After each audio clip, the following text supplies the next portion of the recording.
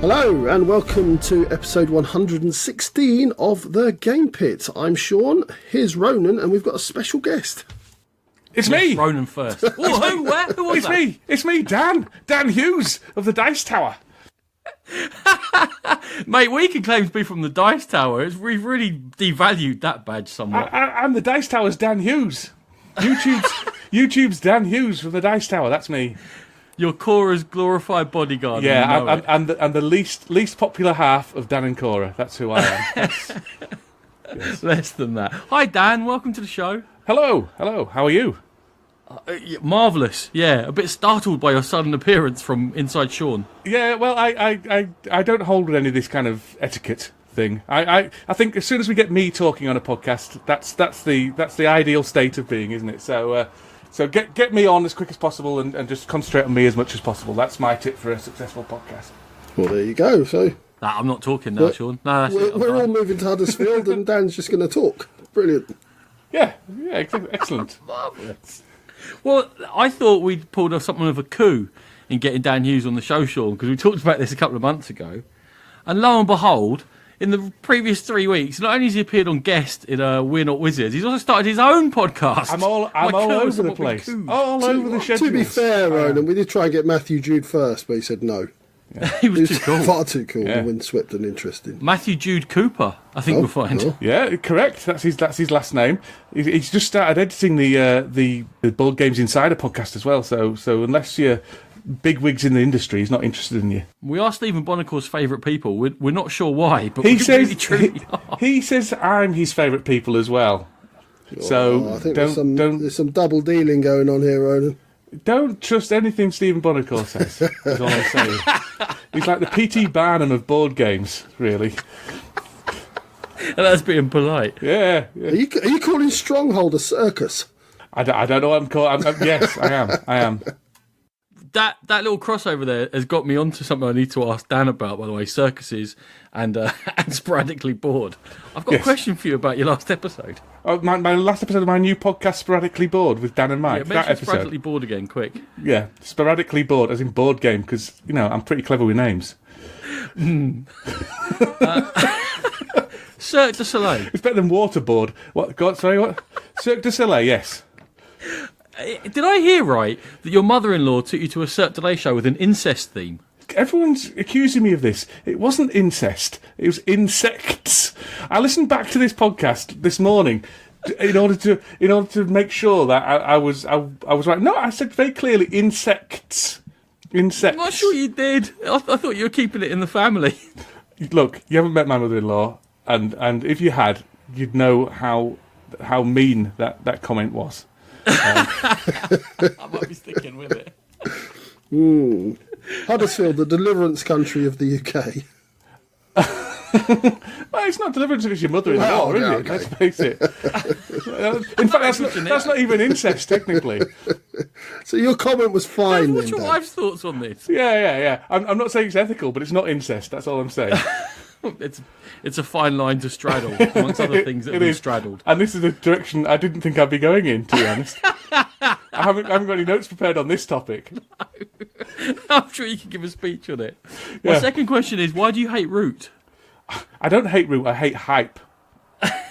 I hate hype with a passion, and when things get hyped to a point where everyone is talking about it, my stubbornness kicks in, and I say, well, no, I refuse to play it. So that's why I hate Root. I've not played it. I'm aware. I was just sort of wondering why you hated it so much. And your hate of hype leads us nicely into the theme for today's show. Hyping stuff. Well, too. So we're going to split into two halves. The first half is going to be pretty much normal fare, where we're going to do 6 games in a picking over the bones style review session. And then, Ronan, we're going to be doing some Essen top 10s. Essen Hyperspace, I'm calling it in my own head after this. Hypernized. This, I must tell you guys, and I've mentioned it before we recorded, this is the most work I've ever done for nearly anything I've done in my life. I think I've done more revision for this podcast than I did for my GCSEs. It's been the lowest output to work that's it. you've ever had. I'm still going to get an E because I haven't. I was waking up with dreams last night where I haven't prepared properly, and you asked me about, I don't know, you asked me about the new Uwe Rosenberg thing, and I haven't researched that one. It's been very traumatic. How are you guys doing? What do you think about the third round problem in Reicholt, Dan? Yeah, I think it got to the stage. When we just stopped berating ourselves for putting so much work into something that we were terrible at, and we just went with the flow. Just accepted it. That's what my wife says. Yeah. Hey, That's what your mother-in-law said. Oh, now. This is not take good. my mother, I don't know what please. I don't know where this has come from, but I'm not happy. I'm not happy about this direction at all. Was that a Dan Hughes impression, Sean? It was a good one, actually. It was a northern stand-up comedian impression. Yeah, Les Dennis. Something maybe. like that, yeah. Was he? No, not Leslie. Les Dawson, that's not the one. Les Dennis was, Mavis. I'd Yes. be a... No, that wasn't Les That was Les Dennis doing Mavis. Holden. It was. He's right, His he's most right, famous he's impression, right. I think you'll find. Yeah, Really? oh, yes. Yeah. His most famous impression was Mavis off Coronation Yeah. Street. You were very right, Thank you. Sean. Thank you, Dan. Yeah. Sean, Dan, do you know why Sean's mentioned Les Dennis? So that I'll mention Russ Abbott and he can start singing. Oh, what Oh, an atmosphere. I love a party with a happy atmosphere. Very good. Very good. And this is really, really relevant for all you American listeners, so I'm glad you're all enjoying it. Well, there's about 7 of them. I All wouldn't right, worry okay. too much. Fair Well, enough. we used to have a tight focus, just concentrate on the games podcast, then we let Dan in. Yeah, I'm all over the schedules, I tell you. You should listen to my new podcast, Sporadically Bored, with Mike and Dan. You'll get this more of the same. Sporadically It's Bored. going to sound really weird when I edit out every time you mention that. Just roughly, you should listen to The Game Pit. Well, you should listen to the game. I've sung your praises many times. You're one of my favourites. That's why I'm so excited to be here. That's touching, but that's too excited. Yeah. Right, Okay. should we move on to the game reviews? Yes, let's do that. Beautiful. And as always, we are proud members of the Dice Tower Network. Go there and to the Dice Tower itself for gaming goodness galore. You can download the episodes on iTunes, Podbean, Stitcher and Spotify. And of course we do have our YouTube channel with our pit stop videos.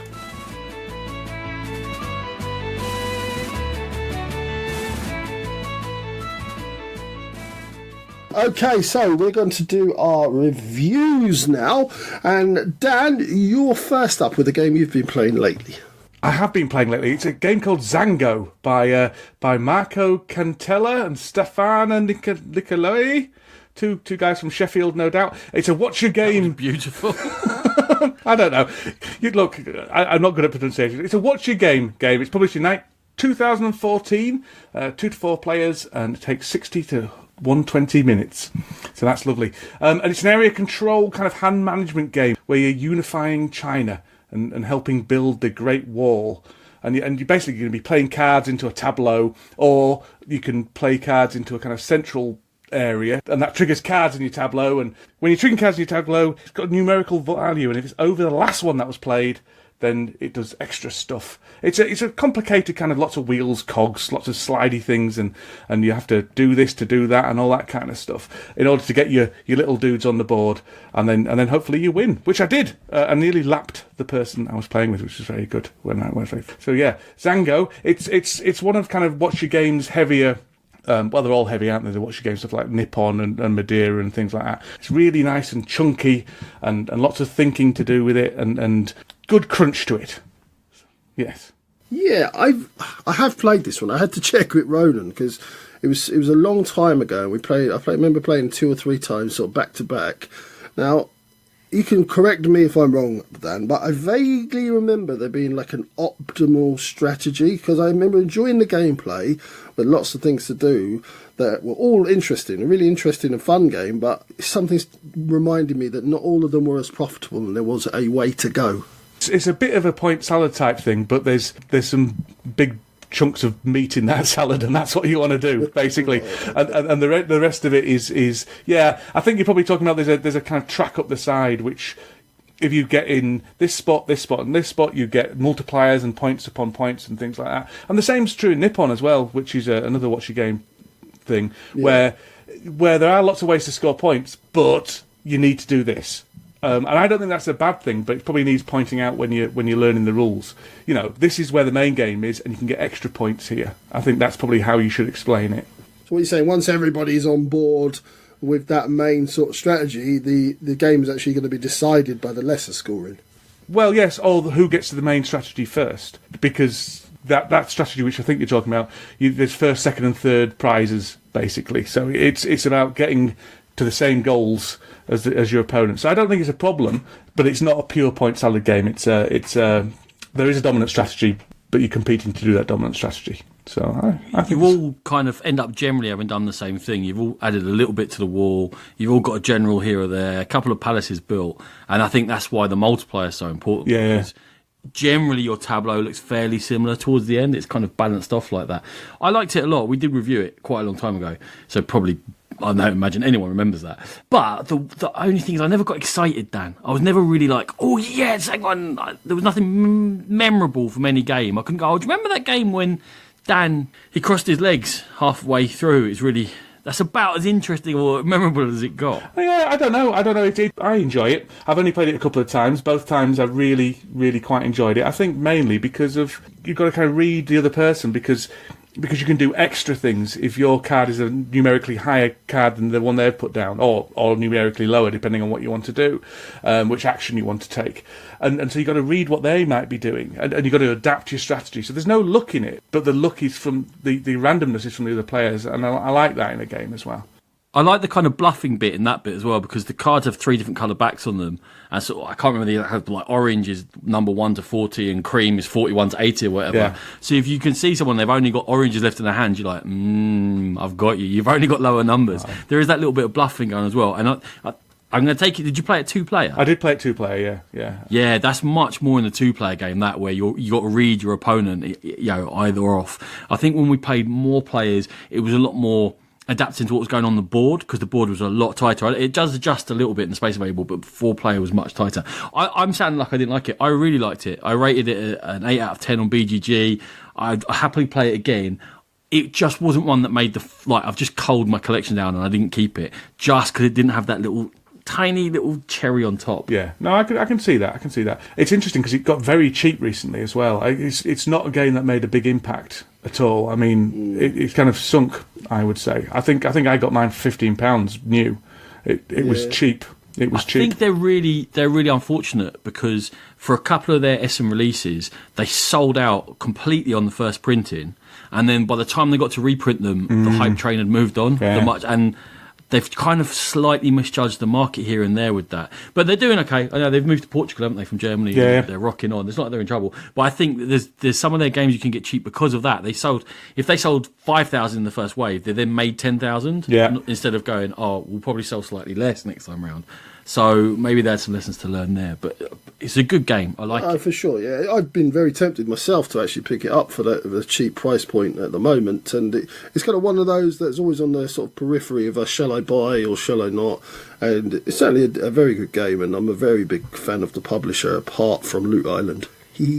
Well, that and the Railways one, that wasn't good either, was it? I like the Railway one. Don't start. Well, it's rubbish, so that's Railroad Revolution, I think we're talking about. When they fixed it, it was good when they fixed it. All right, and they gave you the adjusted track. Well, they shouldn't need to be fixed. Agreed. We're not in a computer game, so you don't get patches. Put out a good product in the first place. Oh, there's a patchy game coming up in my top 10, by the way. Oh, well. We'll get to that. There's a little tease. Yeah. Sean, Yo. take us sailing with you.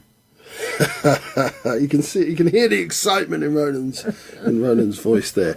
So my first game is going to be Islebound. It's the 2016 release from Red Raven Games, designed of course by Mr. Ryan Laukat, playing 2 to 4 players, and it's basically we have a ship and we're in a mystical archipelago, and our goal is to basically make our stamp on the islands. On the table, you've got a modular board, and this represents the archipelago, and each island has a power to use and a cost to enter, plus a cost to rule. You have your own player boards, which are ships, and you're going to put crew on them, and you've got basic quests to do, tasks to do. You can have diplomatic influence in this game. The crew, as I mentioned, are going to help you attack the islands as well as sea serpents. And there's all sorts of resources and buildings that are going to give you ongoing bonuses and victory points. On a round, you're going to sail around the islands and you're going to gather the resources, earn money, buy crew and sea monsters, capture the islands either by force or by allying to them diplomatically, and you're going to construct the buildings that are going to give you the points at the end. You're also going to complete quests and jobs. The game ends when one player amasses a set number of buildings depending on the player count. Now, I've always said on the show I'm a big fan of Ryan Laukat and Red Raven Games. Love the artwork, that's what draws me in. But he can be a little bit hit and miss. I've not liked everything he's done.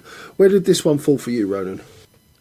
Flat like a lump of lead to the bottom of the deepest. Let's put the caveat in here first. You were the most grumpy curmudgeon that I've ever seen when we played. I've been grumpier. No, I've been grumpier. Very rarely. Very rarely. I've been grumpier. It's all right. Don't worry. I'm getting grumpier. You making me talk about this game. I was tired. I admitted that. I had 1 hour's sleep after a night shift. But this was so dull, Sean. It was just every action is a chore. Oh, I'll go here and I'll collect that, and then I'll go and collect that, and then I'll come here and the things I just collected will give me some points. And I know that you can explain a lot of games like that, but this had no subtlety to it. It had no excitement. It was just... Even the icons weren't intuitive. You make it sound interesting, like you've got your own shipboard and you put things on there, but you put a tile and then you use that tile and it goes down to the bottom half, and then you haven't used it and it comes up to the top half again. And that's literally all you're doing with your crew. And they like give you a little bonus here and there. Like, you don't block other players with your ships. They just have to move one of their crew down. And then it's all right, they'll go to another island and they'll all come up again. Yeah, you know what? You're really annoying when you're wrong, but you're even more annoying when you're right. When am I not annoying? Never. Yeah, I agree, Ronan. It was very slow to get going, and what I just found is it was very clunky. There was no flow to the game. You didn't really care what the other players were doing unless they went to an island that you were going to, but you'd still be able to get through that. Or they took the game-winning building on the same turn you're about to do it. That was funny. That was less funny for me, but okay. Don't you find that's the same with a lot of his games? I find him a very old mouth and no trousers designer, to be honest. Near and far, I thought... In fairness, if you're all mouth, no trousers, Sean is immediately attracted to you. Explain the whole Red Raven thing. I found that very much with Near and Far. I felt that the game wasn't good enough, and just because he can do good art, and just because someone's reading out a Grimm's fairy tale to you at the same time, doesn't make it a good gaming experience, in my view. I agree, but not with the actual game you're talking about. But I do agree that he tends to design very similar games, and he uses the same mechanisms, like attacking, like combat in all of his games tends to be really, really similar.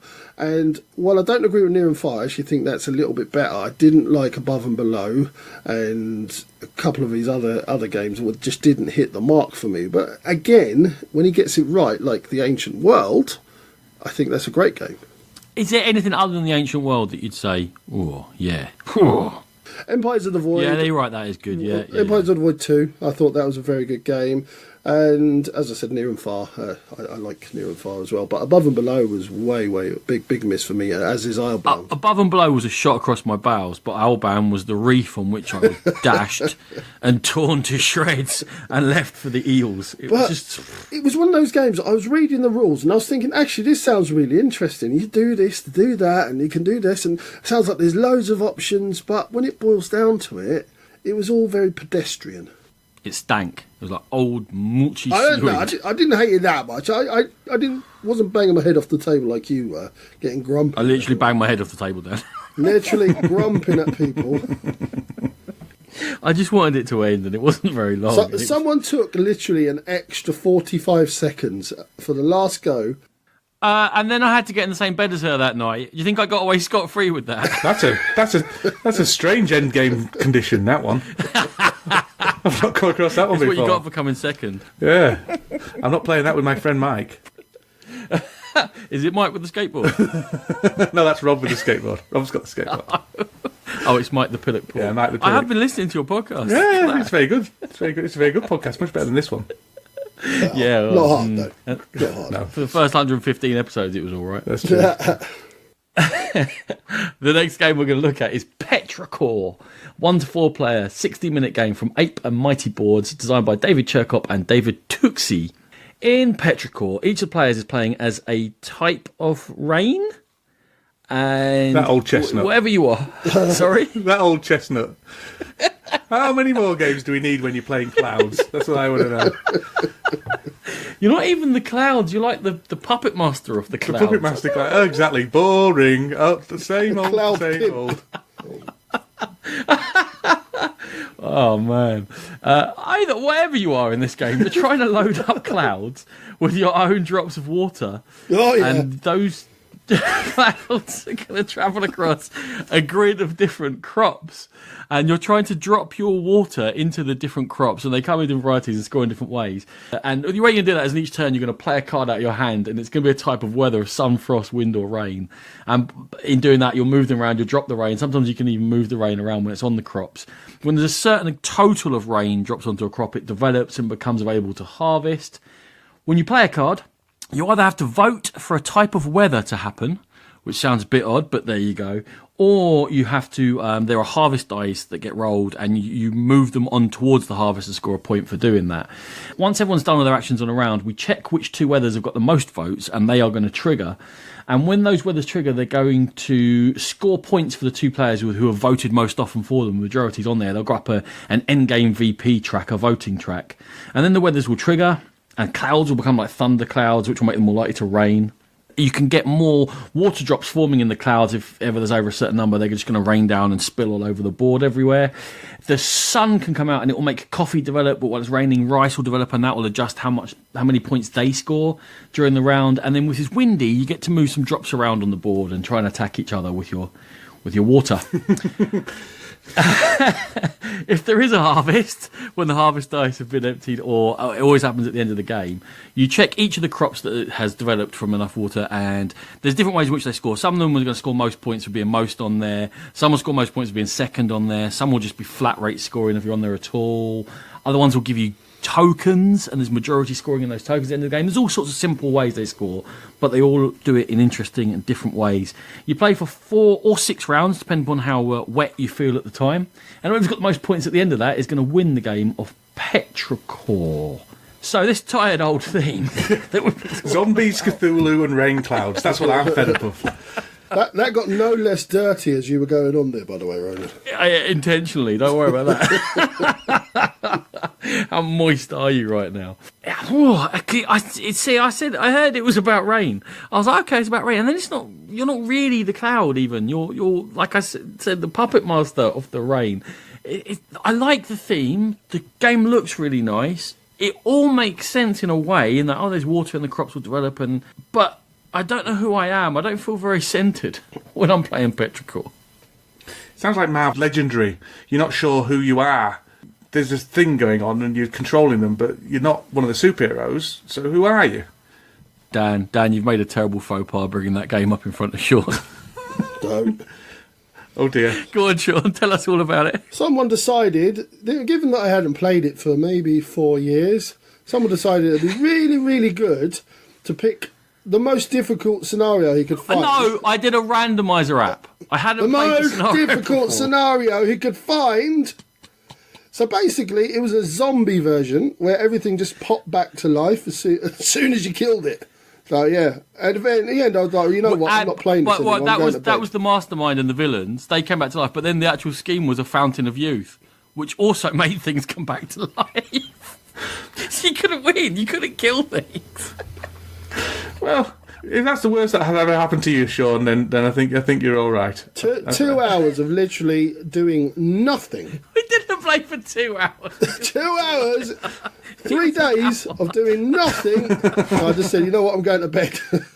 Anyway, Petrichor, Dan. Sorry about that. No, it's fine. It's fine. Petrichor, I've not played it. It looks lovely. The box itself looks lovely. I would really like to play it, but I haven't. It sounds pretty good to me. I really like the fact people are going for themes that are off the wall and things like that. I really appreciate that. Treating gaming as a more serious than people just wanting to play with elves and dwarves and stuff like that. So I'm all for the theme. I'd love to play it, but nothing you've said has dissuaded me. The abstract sort of theme and this theme that is going on, I think it did actually make sense, Ronan. And you played it, right? I did. I played it with yourself and Rachel. Did, yeah. And it made sense as you were playing it. Now, I kind of liked the game, but it just didn't excite me. And the reason it didn't excite me is I felt, certainly in the games that we played, that I was able to be boring and turtle up and to play the percentages and not really stretch myself and still win the game. Maybe that's the way that you guys were playing. Maybe you weren't attacking me as much or trying to sort of second guess me as much. I don't know, but I felt like there wasn't really that in the game. I felt like you could go off on your own path, do your own thing. Well, I'm not sure it is going off on your own path. It's that you have to follow the crowd.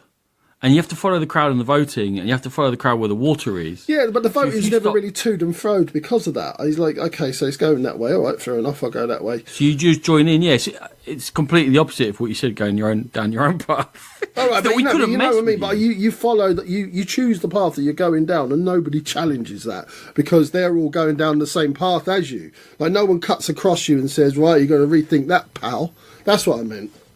Yeah, but not all games have to be like that. It's no, they don't. Gentle but Euro experience. There is a little bit of take that. You can kind of move things around a bit and a little. It was one of those, Ronan. It was fine. I would play it again, but I wouldn't run down the street trying to catch someone with it under their arm, sort of thing. Would you run down the street to catch that dog that's chasing Dan?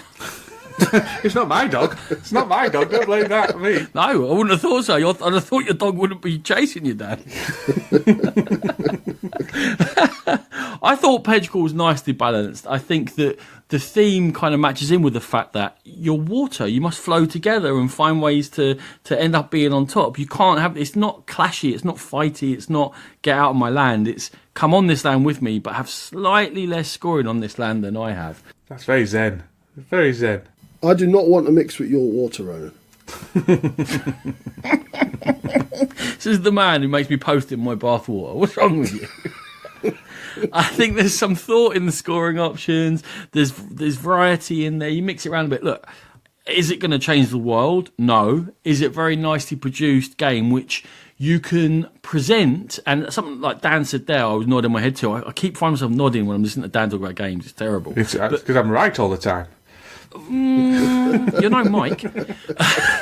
But when I want to present this game, there are certain people I don't want to say, and by the way, you're now Forlanthal, the second Moon Queen of Glorium Pass. Yeah. I want to say... I want to play that. When do we play?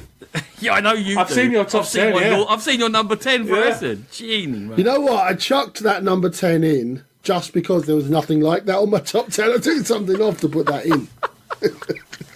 More foreshadowing. Anyway, I think it's an all-round good package, and I recommend Pedgecore if you like a gentler Euro. We can do your own thing, mix a bit with each other, and there's not too much take that. Can I just say one thing quickly? I absolutely love the box cover. I think it's absolutely beautiful. It's gorgeous. Absolutely gorgeous.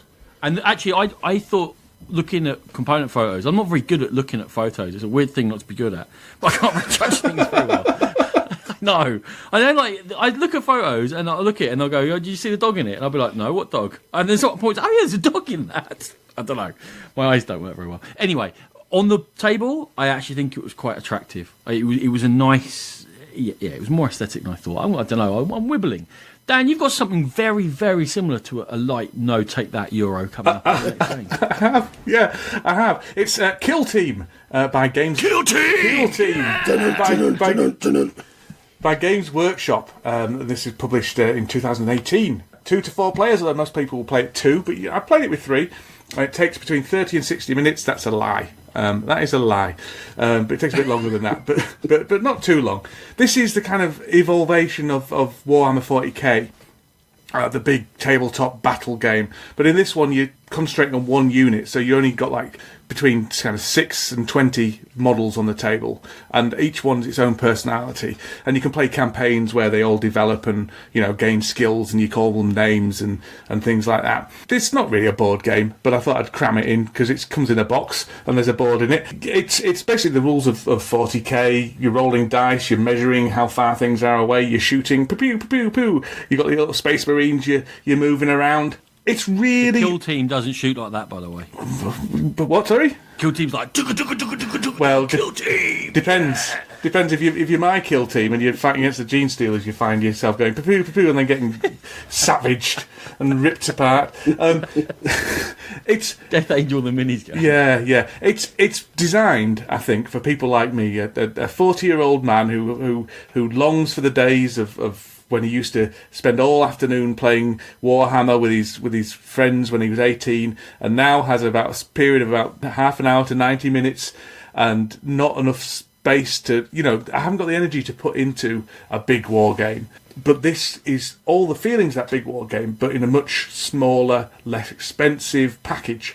It's really good. It's really good. So yeah, I was just going to ask a couple of questions because I've not really played that much miniature games. Yeah. So you kind of touched on it already. So I was going to ask you, does it really convey that feeling of a full-on Warhammer 40k skirmish, big battle? Do you really get all of that crammed into this little box? No, you don't. But that's a good thing, because the full-on Warhammer 40k battle takes a long, long time, and the turns are half an hour each. This one is much more streamlined, and you're not getting that big epic kind of we're watching a battle going on here, but what you are getting is a kind of really cool kind of we're watching a tactical strike squad going in and fighting and things like that. So the thing I like about games like this is there's a narrative there, much more so than board games. You know, this guy is going to come here and go pow pow pow pow, and you're much more likely to go pow pow pow pow than you are in say I don't know, Keyflower, because you see the story evolve, and because you're moving the guys around without any limits other than how far you can move and stuff, it just feels more flowing to me than a board game. I don't want narrative in my board games. I like narrative in my war games and my RPGs, and so it's like watching an action film. Really, it's cool. It's good. I really recommend it. And just touching on you, I know you like to paint, do a little bit of model painting, etc. I've seen some of your work, very good. I really like your stuff. Fables miniatures, they're awesome. And yeah, what are these like to build and paint? See, they're marvellous. Ronan are rubbish. There's no better miniature company than Games Workshop, bar none. And then this allows you to, if you fancy having some Space Marines, but you don't want to spend, you know, £800 on a Space Marine army, you can spend 20 quid on a little box of Space Marines and use them in your kill team. I mean, that's what it's designed for, really. It's a sampler. I'm sure some people will go on to 40k, but they're really supporting this really well, and you can get little boxes for 25 quid of all the models that you might need for, well, most of the models you need for a kill team. There's a kind of tournament rules and stuff where you have, but there's also the rules where you just bring what you want to the table and, you know, fight. And yeah, you might be at a bit of a disadvantage, but it doesn't matter. You know, they're not saying you have to have this many stuff. The miniatures are really, really nice to paint. They're really, really nice to build. I mean, and that's part of the hobby as well, isn't it? That's half the thing. Very good. And lastly, you did mention that you can play at 3 players. Would you recommend it at 3 players, or is it strictly 2 players for you? No. 3 players, 4 players is fine. The only problem with that is you've got to be aware of that age-old problem is if there's 3 players, one person's probably going to get ganged up on more than the other 2. So you need to be mature enough to handle that, I'm guessing. It's no one in this podcast, then? No one in this podcast, no, because I am very good at sulking when I lose games like this. Very good at sulking. I once nearly won a game of Dominant Species because I was sulking so badly that no one dare do anything unpleasant to me. That's the only way I ever win Dominant Species. That's not a joke. I came second just because everyone thought, oh man, if we do anything unpleasant to him, he's going to probably hit us. So, yeah. Also, threats of physical violence very much in my playbook. Yeah. So you've got a background in 40k. A little bit, yeah. Games Workshop are lovely, and we don't really know why, but they are. But they send us a lot of stuff, as you know. They send us their games, and we have a look at them, and I try to make them. I'm not very good. Okay, anyway, for Kill Team, I read through the book. It's like a 200-page book, along those lines. I know a lot of it is sort of customization rules and scenario rules and things like that. It's quite off-putting for someone like me who, as a stepping-in point. Even though it's supposed to be squad level and fewer minis and what have you, the rules and everything came with it, and even putting them together, I put together Blitz Bowl and I cut myself 4 times doing it on the spikes on the armour. Anyway, you are an imbecile. Yeah, I was going to say. No, I'm terrible. They can't help imbecility, can they? Really, it's not that's not their fault. That's your fault. Let's face it. I mean, genuine, not like I scratched myself and I'm going to call it a cut. I had blood coming out of my fingers. I'm just not very good. Anyway, what I'm trying to get to is the whole customisation bit of there that I was getting in there, because the idea is you can put different arms on there and they've got different weapons, and therefore that changes their stats, and then they can level up. Is only experienced gamers going to get the most out of the game? Is my question. I think this is probably the most accessible Games Workshop product. I think it is a jump for board gamers. I'm going to throw Shadespire. But that's a board game, in my view. That's not this kind of game. There's no tape measures. There's no line of sight. There's none of that in Shadespire, which is great as well. I would argue that's a board game. Teeters on the edge of, but it's got much more in common with board gaming than it has miniatures gaming, in my opinion. So this is a proper minis, tape measures, line of sight, getting down at the table to see if that man can shoot that man, all that kind of stuff. I'd say it's accessible. I'd say, depending on who you're playing with, it doesn't matter if that guy is actually holding the right weapon, because as long as you put a little number on his base and say that number 2 is holding that weapon, who cares? But some people can be a bit weird about it. It is accessible, but there is a barrier. There is a barrier there. But if you're tempted at all, then Kill Team is the way to go, because it really is. And you get all the terrain in the box as well. So and you get you get the board in the box as well. So there's everything you need there. Once you bought that, you don't need to buy anything else. You will do, because it's Games Workshop and they're very good at extracting money from you. But you don't need to buy anything more than the base game. The copy of Kill Team they sent us, I passed it on to another guy who's going to teach me. So I will come back with opinions of Kill Team, but I'm going to play it with him. But I passed it to you. Oh, thanks. Oh, amazing. Yeah, thanks a lot. 3 days later, he came back. He bought every single Kill Team product. Yeah. It cost me hundreds of pounds by giving you a game. What? That's what they do.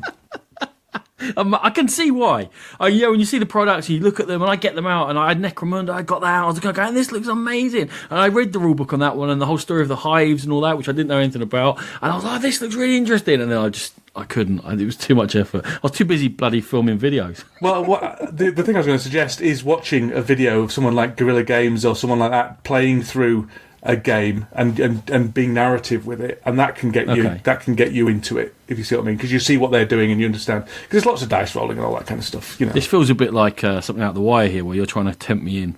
Yeah, through the gateway. And just do it, man. Just do it. It's easy, man. Just take the first step, man. Free. You'll spend a lot of money on Games Workshop stuff if you get into it, and it's possibly not a good idea to do so.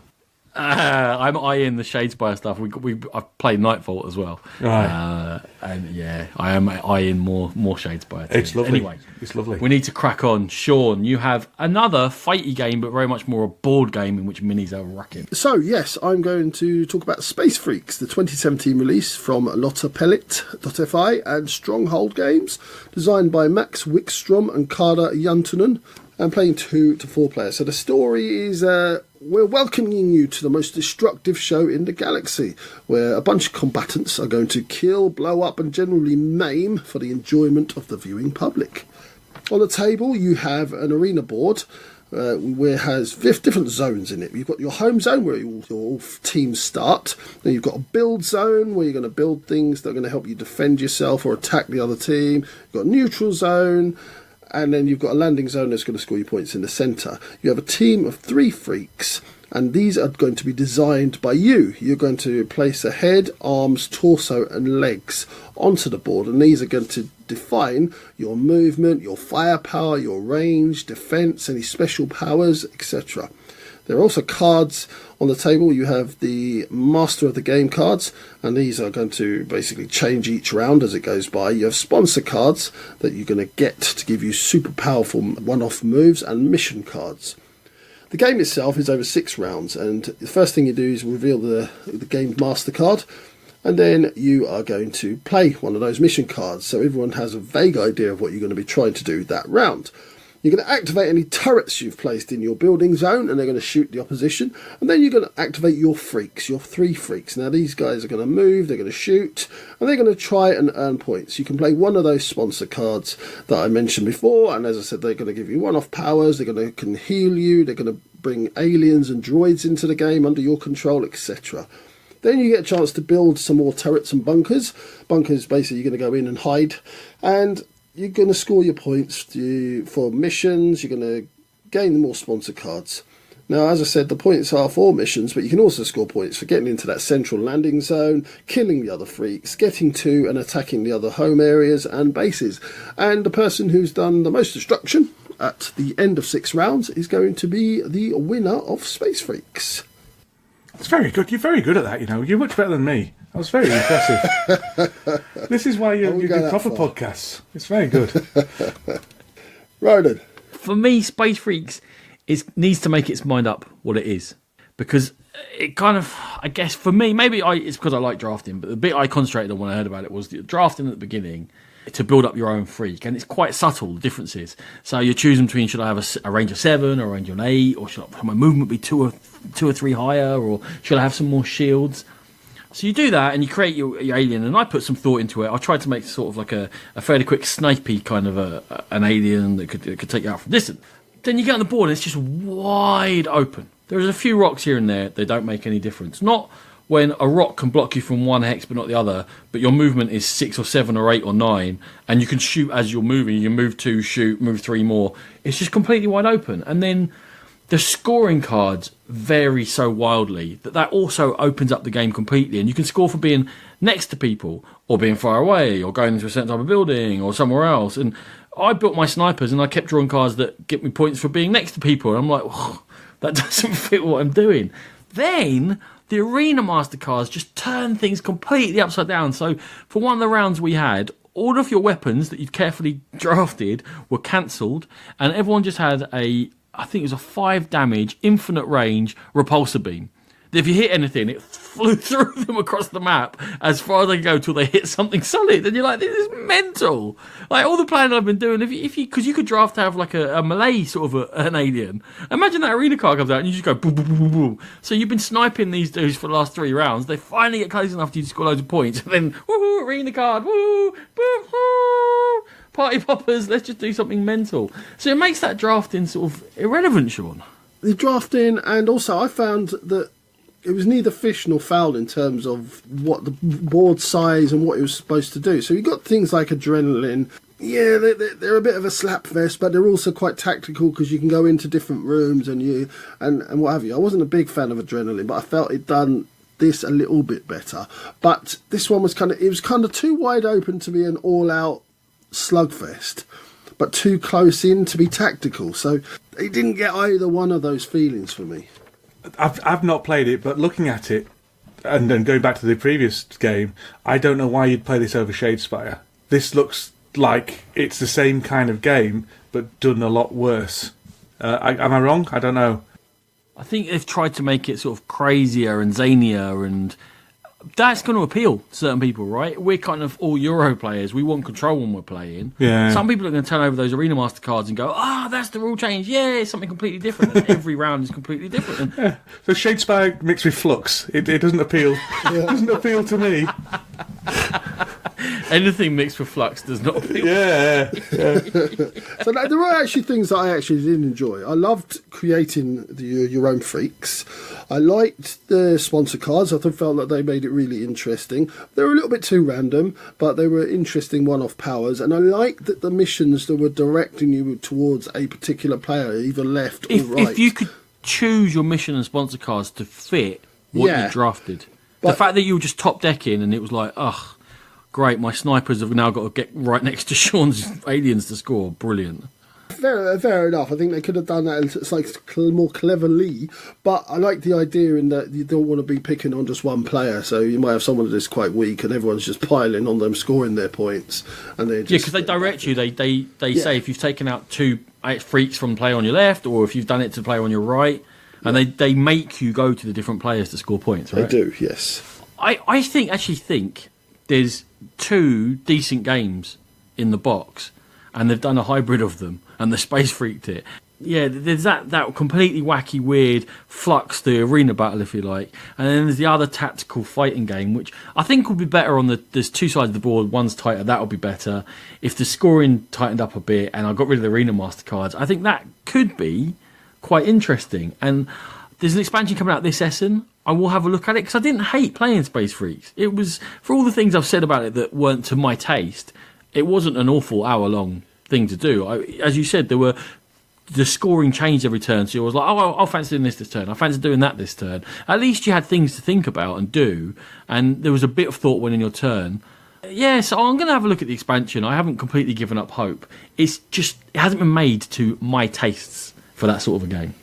Yeah, well, for me, I think it took a couple of rounds to get into the flow, because when you first play it, you're like, but I don't see I'm making any choices. Once I got into the flow of the game, then yeah, I kind of understood where my points were coming from and how to maximise my points and get as many as I can and chain things together. It wasn't perfect. I wouldn't choose to maybe go out and buy the game, but I'd certainly play a game of it, and I didn't hate my experience with Space Freaks.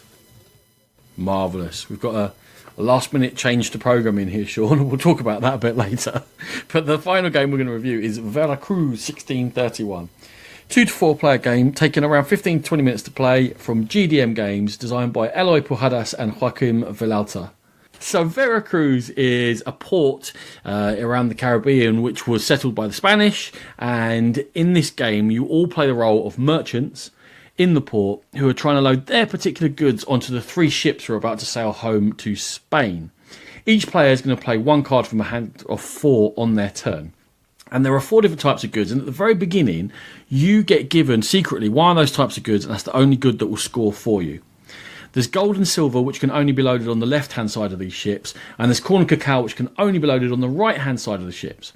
Now, when you decide to load one of the 3 ships up with these goods, they have a weight and a points value, and they're both the same, and whatever that number is, you're going to shift the balance of the ship that way towards the direction. So if you put gold on the left, it will shift left, and there's a scale to show you how balanced it is, not the total weight in either side. But the total weight does matter, because each of these ships has got a certain amount of cargo they can carry, and once they get towards their limit, they're going to be ready to sail. And if all 3 of them get to the point where they're ready to sail, that's when we stop playing cards and we're going to do some scoring. Now, there are other cards you can play. There are rocks which will load up. Well, they're not worth any value, but they'll help you balance out or otherwise the ships. And there's empty box cards which you can play on top of a card that's the last one to be played, and that will steal all the cargo out of there and remove that weight from the ship, helping you again balance it up. When you've played a card, you're going to draw a card from one of 2 stacks. Anytime one of those stacks empties, there's 4 in them whenever they get refilled. You're going to flip a weather token, which is going to come up sunny side or rainy side, and that will make the weather better or worse on a scale of 1 to 5. The balance of the ships can only go 1 to 5. It can't go any further than 5. You can't load it up if it was going to do that, because it would capsize. Once we've got to the point where all ships sail, we check the weather, we check the balance of the ships, and as long as the ships aren't overbalanced and their balance is beyond the current state of the weather, then they're going to make it home and all the cards on there are going to score. However, if the ship is overbalanced, for example, it's balanced 3 over to the right and the weather is 4, it's pretty bad, that means that ship will not make it and none of the cards on that ship are going to score. The last thing you do all the way through is you can bet either for or against a ship making it home. The first person to bet correctly, and you do it secretly with 2 cards, you play them at the bottom of the board. The first person to do it is going to score 4 points, second 2, third 1. If you bet incorrectly, no matter where you are in that order, you're going to score -1 point. That is Veracruz 1631, a very quick game of take that and misleading your enemy merchants, if we can call them that. Coming out of Essen 2018, managed to get a quick peek at it. Does anyone got anything they want to fire at me? I watched a very good video on this. It's from some pit stop, it was called, on Board Game Geek. Keep talking. Sounds amazing. Go on. It was. And it struck me that it should be renamed Galaxy Trucker 1631.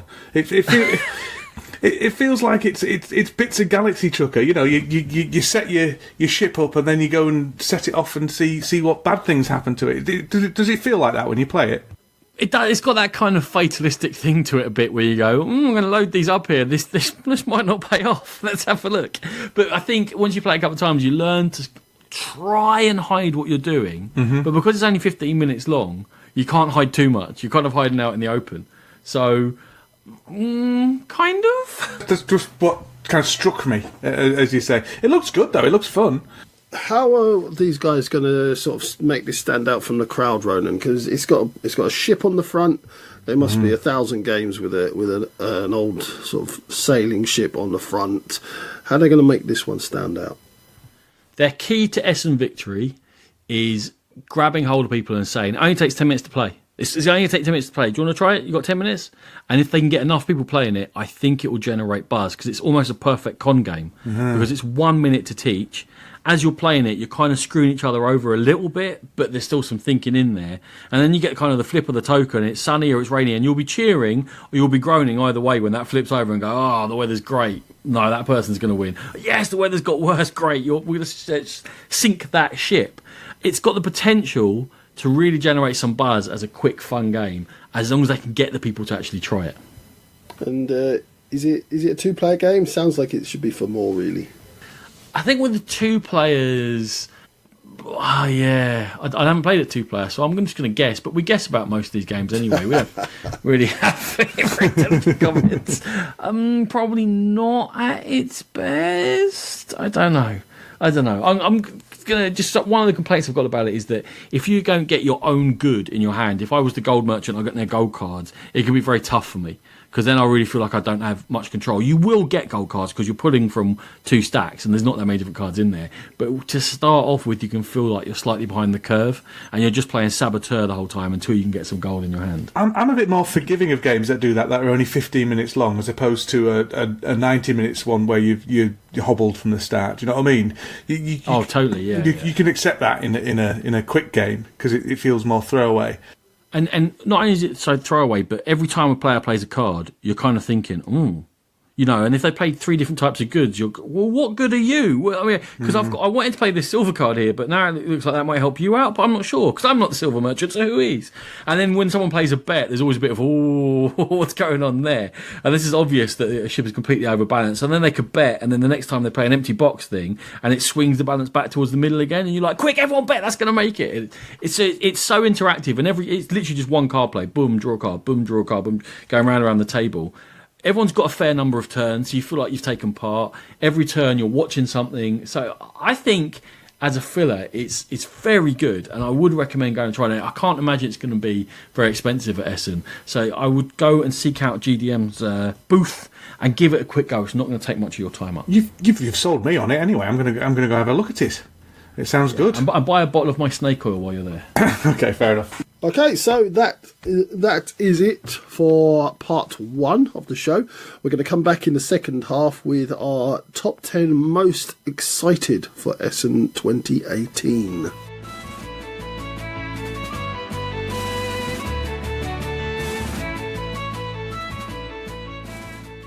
So as you know, we get over excited for Essen each year. Whoop, whoop. And coming up, you're going to get what? Woot!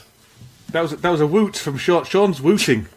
I am wooting. There's too much wooting. It's like the Wu-Tang Clan over here. Oh, he's there every week, ladies. Have you seen the video where they put different cartoon characters and members of the Wu-Tang Clan to protect your neck on YouTube? No. Immediately, don't worry about recording, we'll fill in for you. Go and find it now. It's amazing. He-Man as Method Man.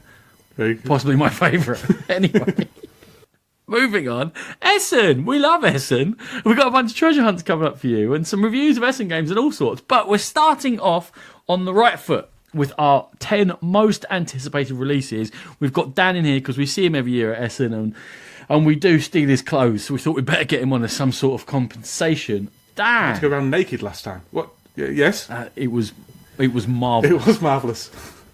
That's one for Dice Tower. Are you deliberately using the word marvellous? Because I use it quite a bit. Is this some kind of sarcastic, passive-aggressive? No, he does like phrase? the odd marvellous, I think. All right, okay. We are brothers in marvellousness. That's all right then. There you go. We are close in many ways.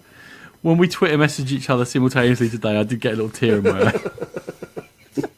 Anyway, what's your number 10 game? My number 10... Now, before I start on this, my disclaimer is... Yes. My excited about Essen list isn't down to a very in-depth review of rule books and things like that. This is pretty shallow stuff going on here, so don't be expecting big, deep delves like you usually expect.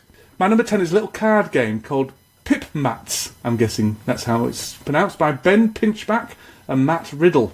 and this is from Lookout Games. It's from 2 to 4 players, and it's 20 to 40 minutes long. And it's a card game about birds at a bird feeder. I'm not entirely sure of the rules, because the rule book... Well, it might be up, I don't know. I haven't looked at the rule book. But I've kind of looked at the photos, Ronan. I've looked at the photos. And I'm not good at photos, Dan. No. But teach me. I'm pretty sure there's no dogs in it. And there's lots of birds, though, and the bird art is really nice. It's got kind of that feel of the kind of Victorian ornithological, biological, printings and things. And that looks gorgeous. Like the fern craze. Yes, exactly. It's from the designers of Fleet as well, so it's got some good pedigree. It's a nice, simple game. It's relatively cheap. It's one of those games... Cheap, it's birds, you see. It's one of those games where... Tweet about that. Yeah. Oh, I'll tweet about that. Yeah, very good. Very good. You're robbing my jokes. It's one of... Don't crow about it. I think we should probably stop now. Before people start owling with pain. Right. Oh. Otherwise, I'll flamingo. I don't know. Anyway, it's a simple game. Good pedigree from the designers. It's cheap enough to take a punt on. It might be the next Arboretum. You never know. Pippermets.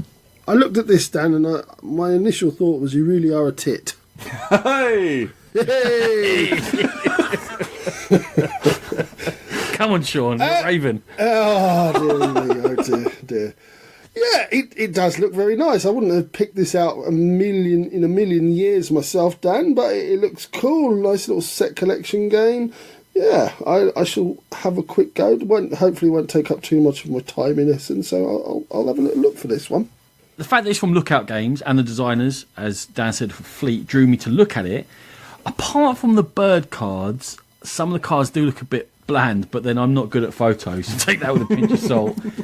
And what is it with bird themes in little card games? There's like Q-birds and this, and what was that? A cuckoo, that one you were looking at last year, Sean. Cuckoo. There seems to be a lot of little card games linked to birds for some reason. Isn't there one called Q-birds or something? There is one called I Q-birds. literally just said Q-birds. Oh, did you? You're not good at That listening. shows you how much are you? attention I pay to you. I've got a copy of Q-birds downstairs at the moment. Oh. Yeah. Any good? I don't know. I haven't played it yet. But yeah, no, I don't know. There's something about this that charmed me. And Yeah, as a skin deep judgment of it, this looks promising. But the thing with these sort of shorter card games, I've got a lot of people who go to Essen that are friends of mine who tend to pick up hundreds of them. Yeah. And I let them play them, and come around March or April time, the ones they're still playing, those are the ones I'll then play and then decide if they're any good or not. So I'm a judgment reserver on peep mats. I do that with the heavier games.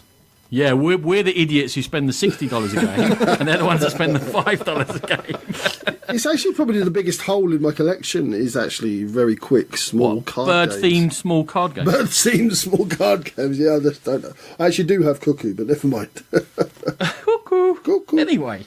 So, moving on. My number 10, and as we've already touched upon, I chose because basically I didn't have any out-and-out just fantasy nonsense games in my collection. It's Hero Path, Dragon Roar. Definitely not in your collection. In your collection, you've got hundreds. Collection of my top 10, Eve, or Very what good. have you. Yes. I think Well we've got saved. it. Yeah, no. Moving on. Okay. It's from Unique Board Games Limited, designed, and he's also the artist, by Isaac Niveau. So players are basically heroes travelling across a land, fighting monsters, gaining power, skills, gold, weapons and resources, and eventually gets to face the big dragon at the end. So yeah, a lot of tropes in there. Why did I put it on? Because...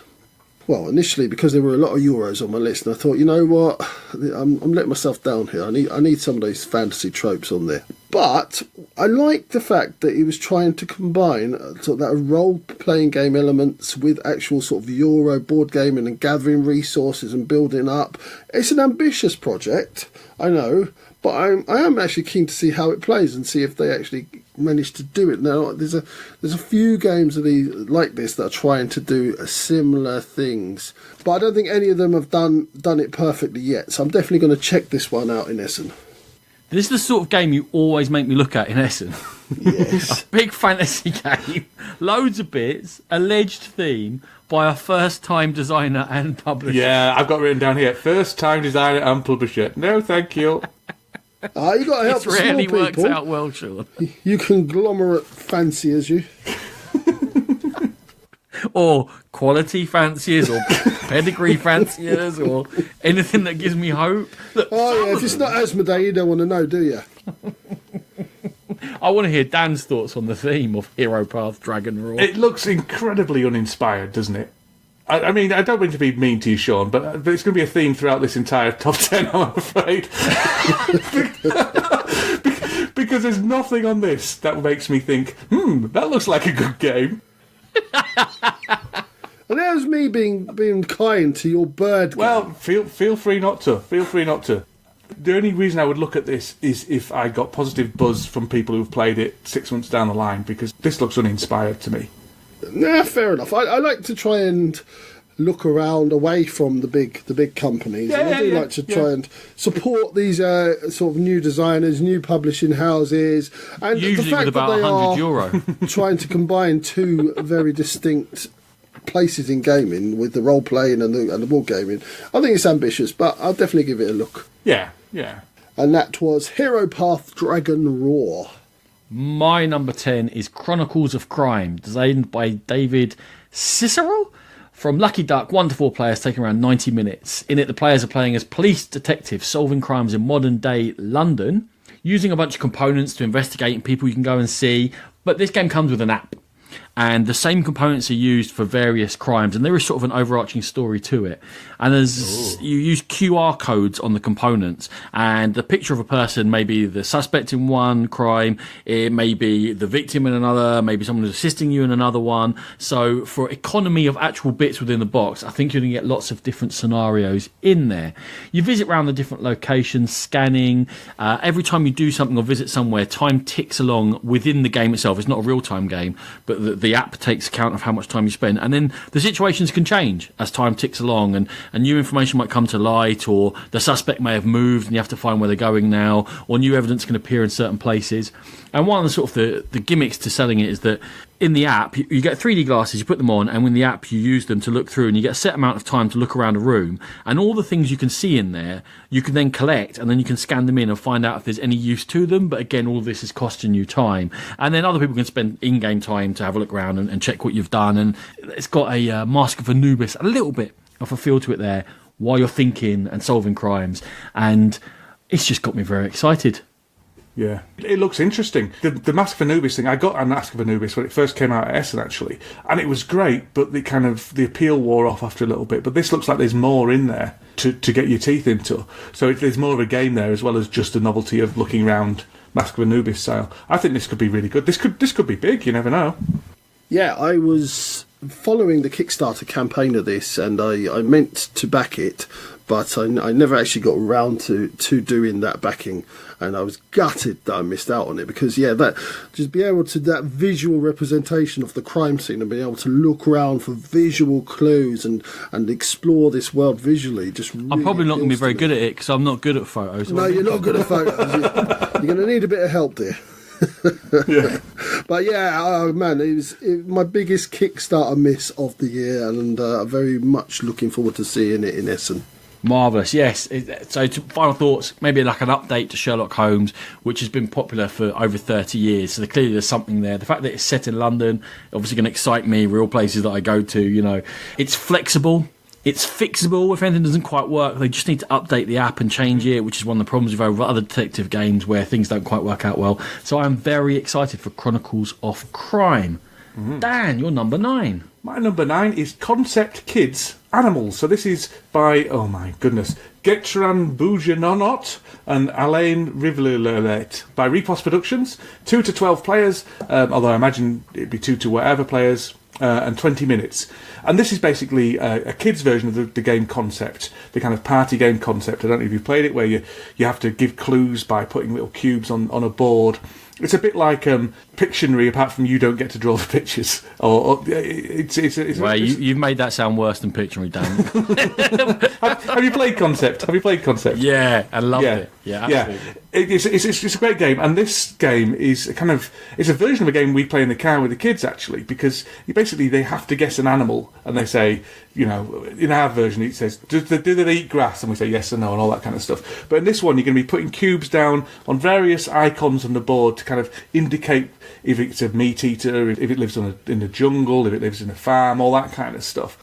And the thing that I'm really interested in is that this is a game that you can play with kids who can't read. So it's a game that will go very low down. It'd be educational. It'd be a good kind of bonding experience between everyone. And I think it's a really good idea to adapt concept for kids. And I think it's going to be really enjoyable. I'm really quite excited about this one. This is one I'm definitely going to pick up. Is this one? Absolutely on my radar, Dan. I've always kind of thought with Concept, I really wish that there was a sort of an easier version, because or I have to wait until my son gets a bit older. This one's coming now, absolutely perfect. In a few years, my younger son will be able to join us. So yeah, I am on board, and I'm going to be picking this one up in Essen too. Yeah, I just said I love Concept, absolutely. And I love the idea of opening up to younger kids.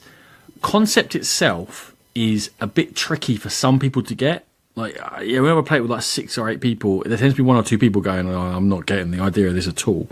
And you guys have got younger kids than I have. Do you think that sort of abstract nature will be okay for younger kids? Do you think they'll really get the I don't think it's going to be as abstract as Concept is, because well, I hope not. Because some of the clues that you've got to be giving in Concept are very abstract, aren't they? They're very you've got to like do a phrase or something like that. Whereas this is going to be an animal. So there's going to be definite facts about the animal that you'll be able to be pointing out and stuff. You won't be having to make big leaps of faith, that red, white and blue is America and all that kind of stuff. It is a meat eater. It lives in the jungle. It's black. It's a black panther or whatever. I don't know. But I'm hoping anyway that it'll be simple enough. And looking at the board, it looks like it's going to be simple enough for kids to get, and it'd be good for their logical functioning and all that kind of stuff. I think it'd be very good developmentally. So that's my number 9. It's Concept Kids Animals.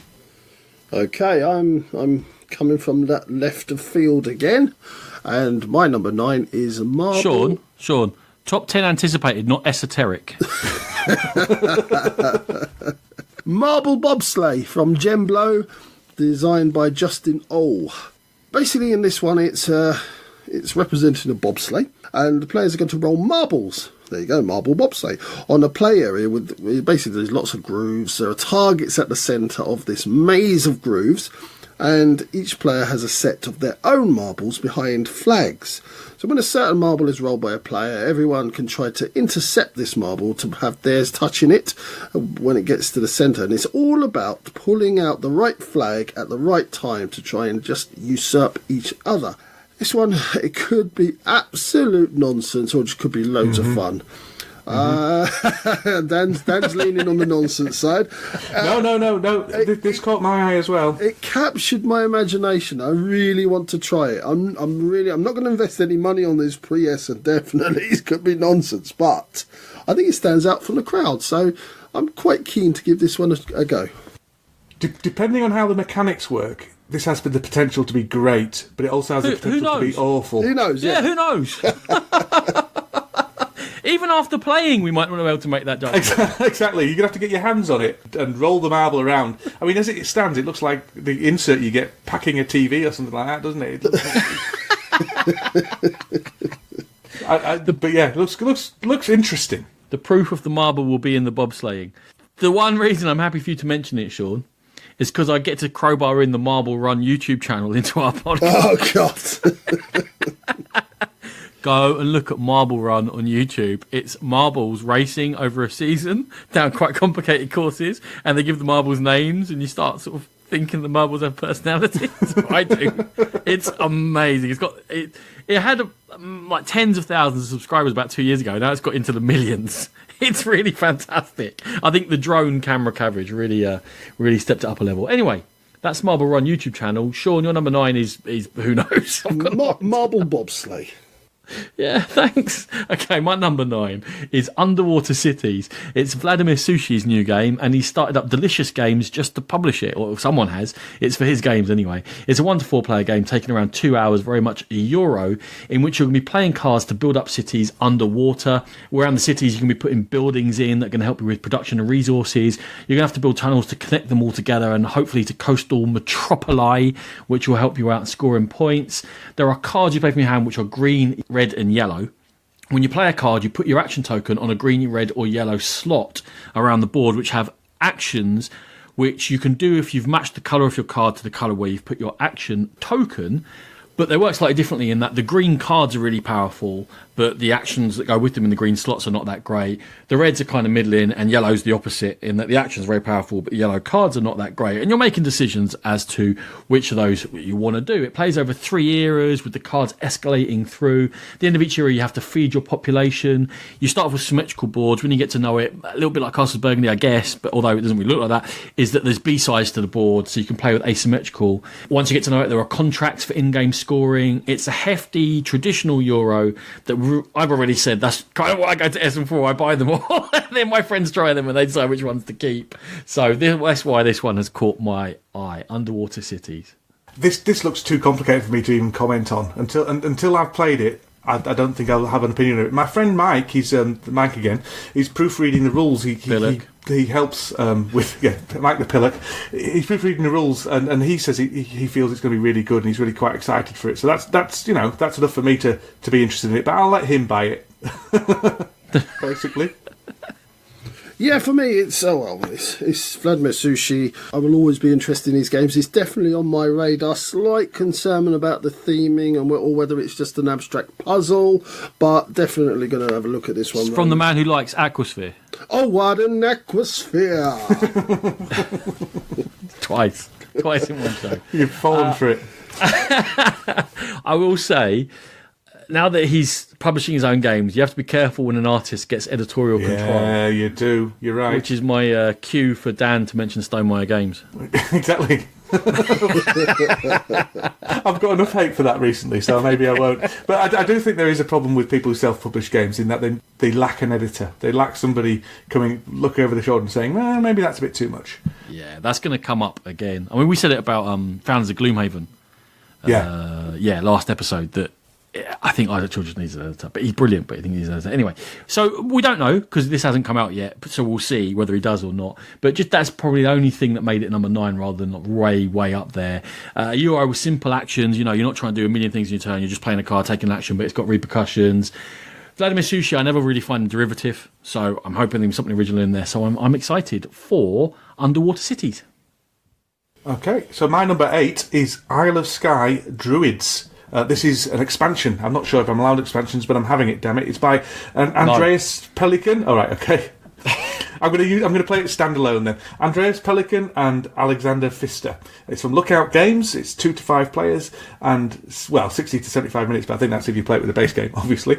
I love Isle of Skye. I adore Isle of Skye.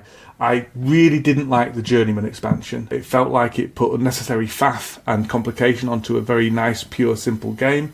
This expansion, Druids, is what I was hoping Journeyman was going to be, which is more of the same. And that's what I want in an expansion. I rarely get expansions because generally all I want is more stuff for a game that I've sort of played out. By no means have I played out Isle of Skye, I'll play it any time, but more interesting things to do within that while keeping the same game at its core is very attractive to me. So I really fancy this one. Yeah, I like Isle of Skye, but I've never sort of been driven to buy it or anything. I'll always have a go, but yeah, this one doesn't sound like it's going to change anything or make me think that Isle of Skye is a must-have for me. So it's one that, I'll probably pass me by. The other expansion was probably more likely to sort of make me look at it and actually look at it with Isle of Skye itself. But as you say, you're saying that it wasn't very good, Dan. I didn't like it. Some people loved it.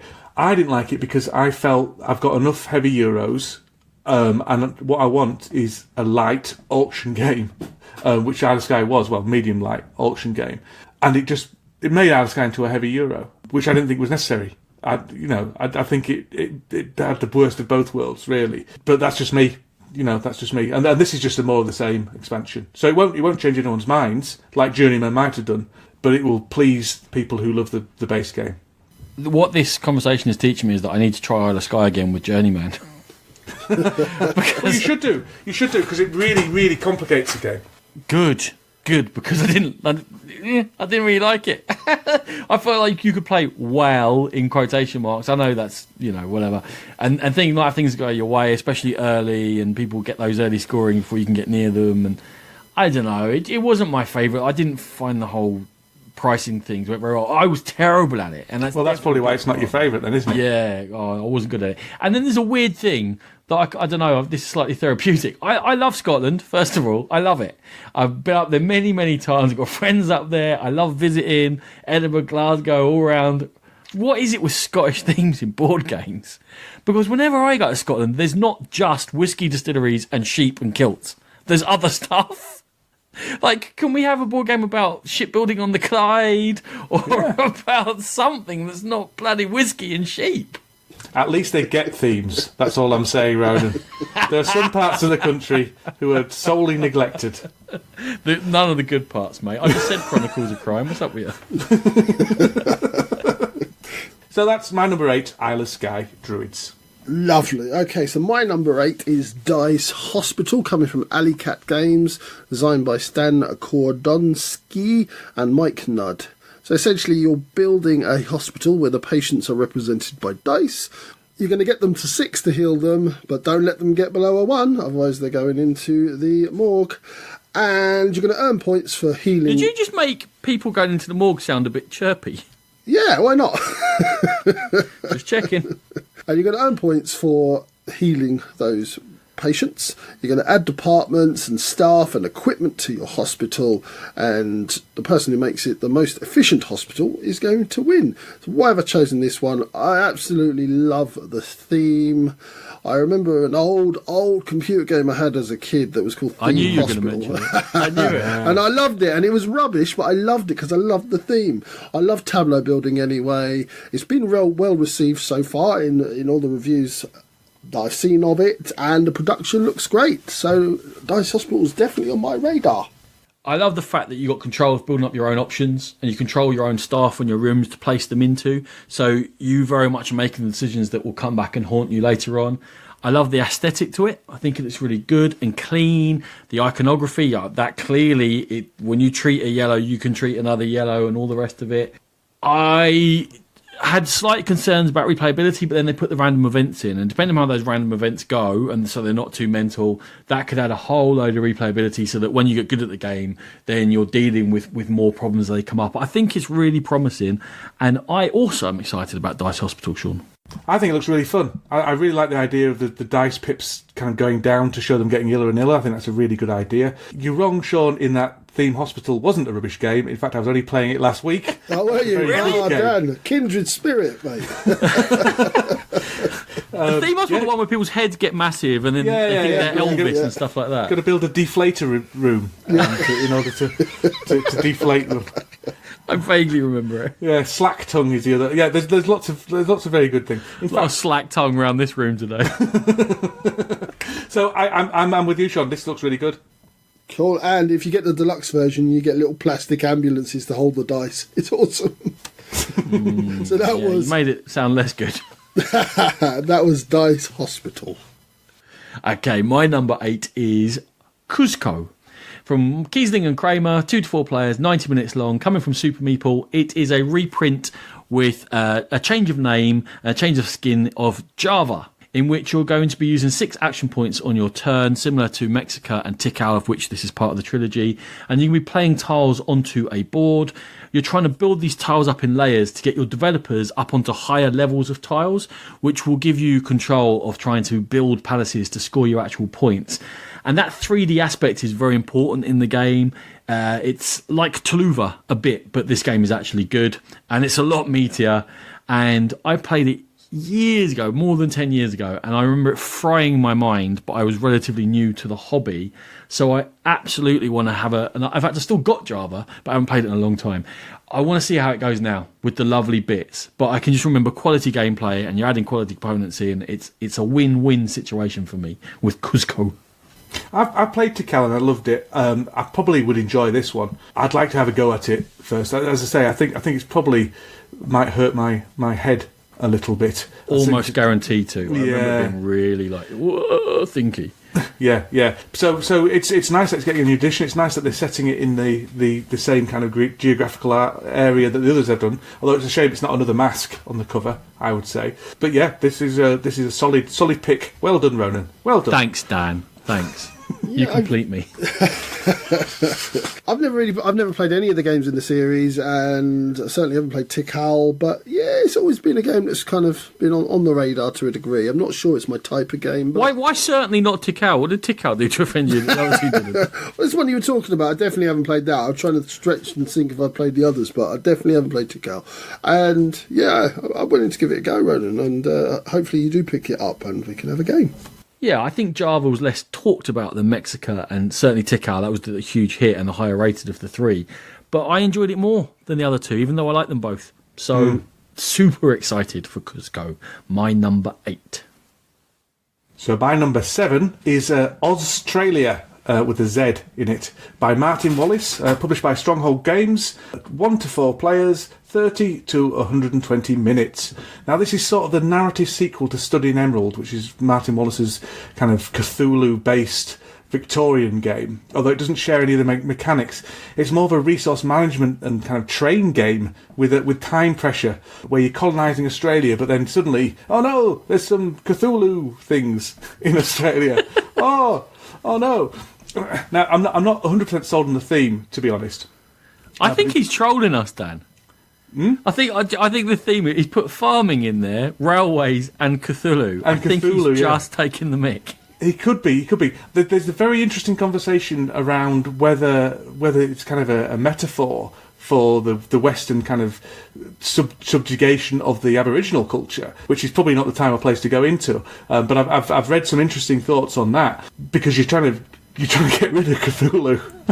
I think that, because the story is right that the old ones, when they were in charge of the Earth, banned us from going to Australia, and then they've been defeated in Studying Emerald. We suddenly get to Australia and find, there's these people here all along. It's a bit dodgy, isn't it? It is a bit dodgy. I've mentioned it about 18 times. The immigrants thing in Nantucket, or whatever it is. Has he lost the plot? I don't think it was Martin Wallace in Nanny Narkin or whatever it was. I don't think that was him. That was the actual company, because they've developed the game around his design. They're the ones that have changed the theme. Well, let's not start accusing him of all sorts of stuff. I do like Martin Wallace. Dan, that's what we're here for. I'm just trying to protect your legal status. That's all. Yeah. I do like Martin Wallace. I think he's done some amazing games. I also think he's done some mediocre games, and I'm not sure which of those this is going to be. But from first reports that I've heard from around the World Wide Web, this is an interesting game with interesting decisions to make, and the time pressure of Cthulhu waking up and starting to jump all over your stuff could either be very interesting and very enjoyable, or it could be very frustrating. And I'm not sure which that's going to be. I probably won't buy this straight off. I probably end up wanting to play it before I buy it, but it interests me. Yeah, it's definitely a play before you buy. I looked at this when it was being kick-started, and I wavered, but I ultimately decided, for similar reasons, Dan, that it could be a bit fragile. But I was Study of Emerald. I played it a couple of times, really enjoyed that game, and when you throw anything with trains in, Martin Wallace always does trains very well. So he's good at his trains. One to keep an eye on. I'm going to nick Dan's shtick from earlier. It's like Age of Steam meets Galaxy Trucker. Here I build up my railway network and my farms, and I've got my little resources. Here comes a flying...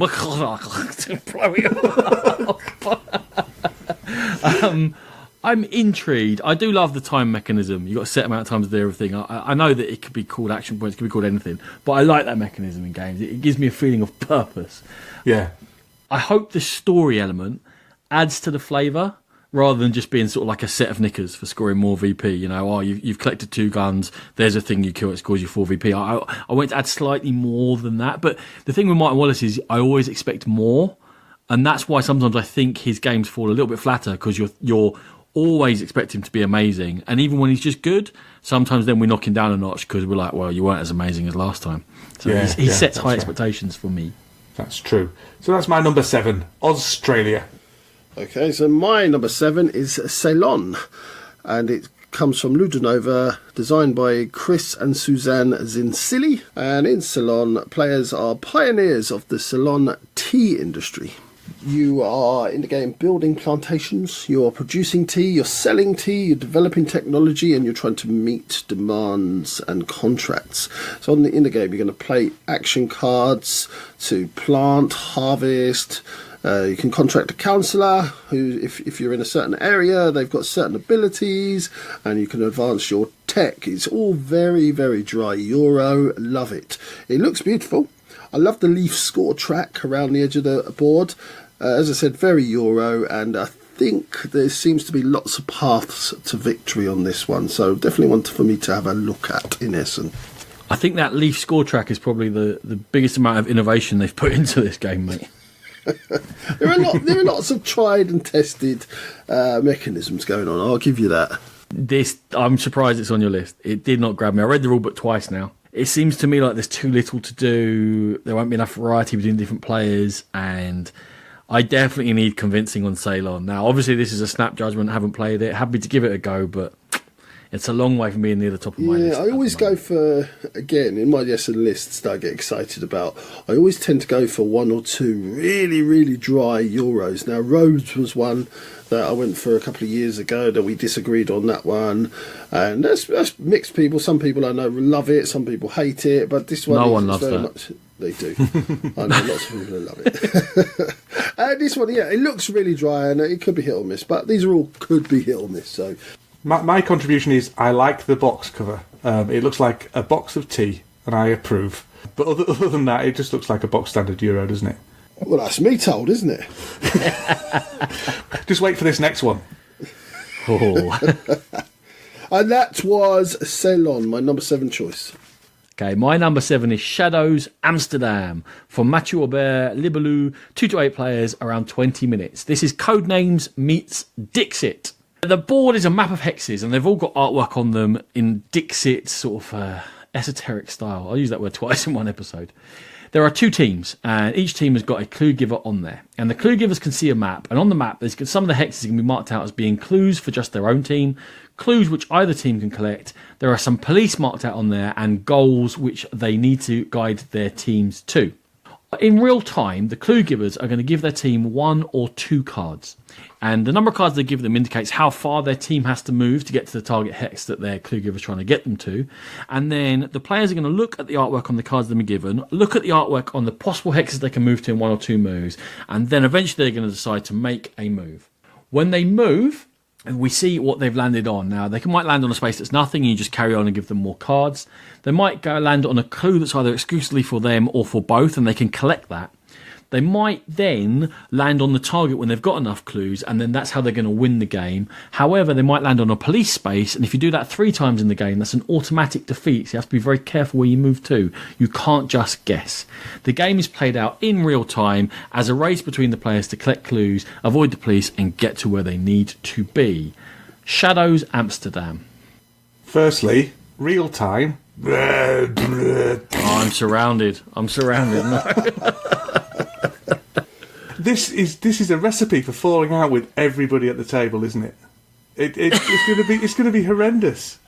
I tend to think that I'm probably going to fall out with anyone I play games with anyway, so this really doesn't enter into my consideration. Well, when you sit down, they already don't like you. Exactly.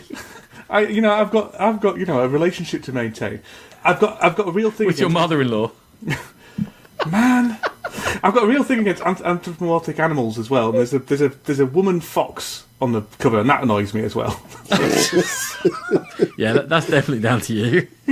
No, I'm with him. You're right. It is a mashup, isn't it? You can clearly see they've gone, oh, that's popular and that's popular. Let's put these 2 together and make it real time. And Dan will refuse to even go to games night when this is being played. So no, thank you, Ronan. This looks awful. Wow. All right. It's like you were in my head, Dan. You miserable. The artwork looks terrible and scary and. Does the artwork look terrible? It's awful. It don't look. No, it's horrible. It looks like Dixit. They frighten me, and real time. No, the game just looks a mess. Pass. Yeah. What? Don't listen to these 2 absolute idiots. So my family love Dixit, Mysterium. We're going to talk about something in a second. Using art in unusual ways. I love Codenames. The reason the real time didn't put me off is because you can't be frantic in it. It's more punishing to go to the wrong spaces than it is to spend 30 more seconds and chat and get on. Now, I do appreciate that you don't want to be playing with stress heads. You don't want to be playing in a competition environment. You don't want to be playing with people who are going, come on, choose. There has to be a little bit of, oh, that's that. Or of all these options, which one do you think? So, yeah, you've got to play with the right people, but you've got to do anything with the right people. I wish I'd podcasted with the right people, for starters, after not with this game. Well, as picking this as your number 7, I'm not sure why you're even allowed to have a podcast at this point. Who do you think? You think someone allowed me? What's that? Yeah. You're all wrong. This looks fab. Ignore the haters. Shadows Amsterdam, my number 7. My number 6 is Perfect Hotel. This is by Hiroshi Muria, something like that. I'm so bad at names. White Goblin Games, 2 to 4 players, 20 to 30 minutes. Now, this is something that was on my Essen list last year, actually. This came out last year at Essen, and it's been kind of picked up. It was one of those Japanese games that kind of in the periphery of the outside of Essen, and there's only a very small supply of them. 8 game. A whole 8 game, that's it.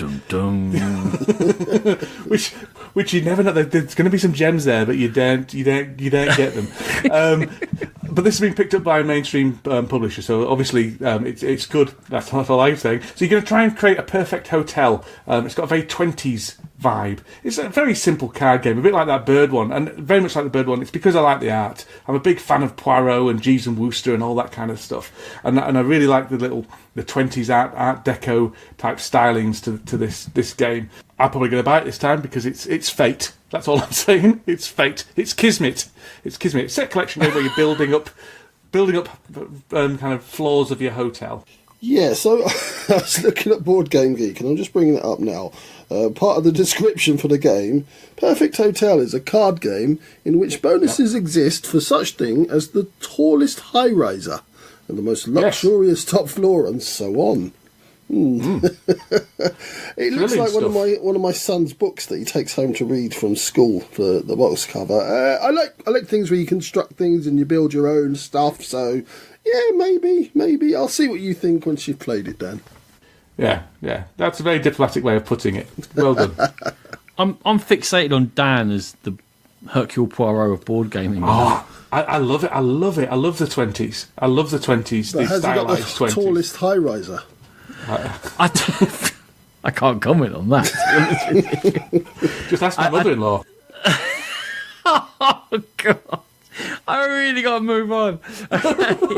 I think the hand management sounded interesting when I read the rules. I wasn't convinced it carried through to the scoring. But the scoring's only the very end of the game. If the hand management is interesting enough, that would carry me through. It's a try before I buy. I had dismissed it. At least you made me look at it, Dan. You've done a lot more looking into it than I have. I just like the art. And I was coming on a podcast. Sean, surely you've got more to say about your number 6. No, you haven't. My number 6 features later in the roundup. Trademark Eric Sommer. My number 6 is Pandoria. 2 to 4 players, 2 hours long, from Iron Games, designed by Bernd Eisenstein, who is Mr. Iron Games, and he's been helped by Jeffrey D. Allers this time round. It's a fantasy-themed tile layer in which you're going to be laying down 2-ended hex tiles with a different terrain on either end of the hex.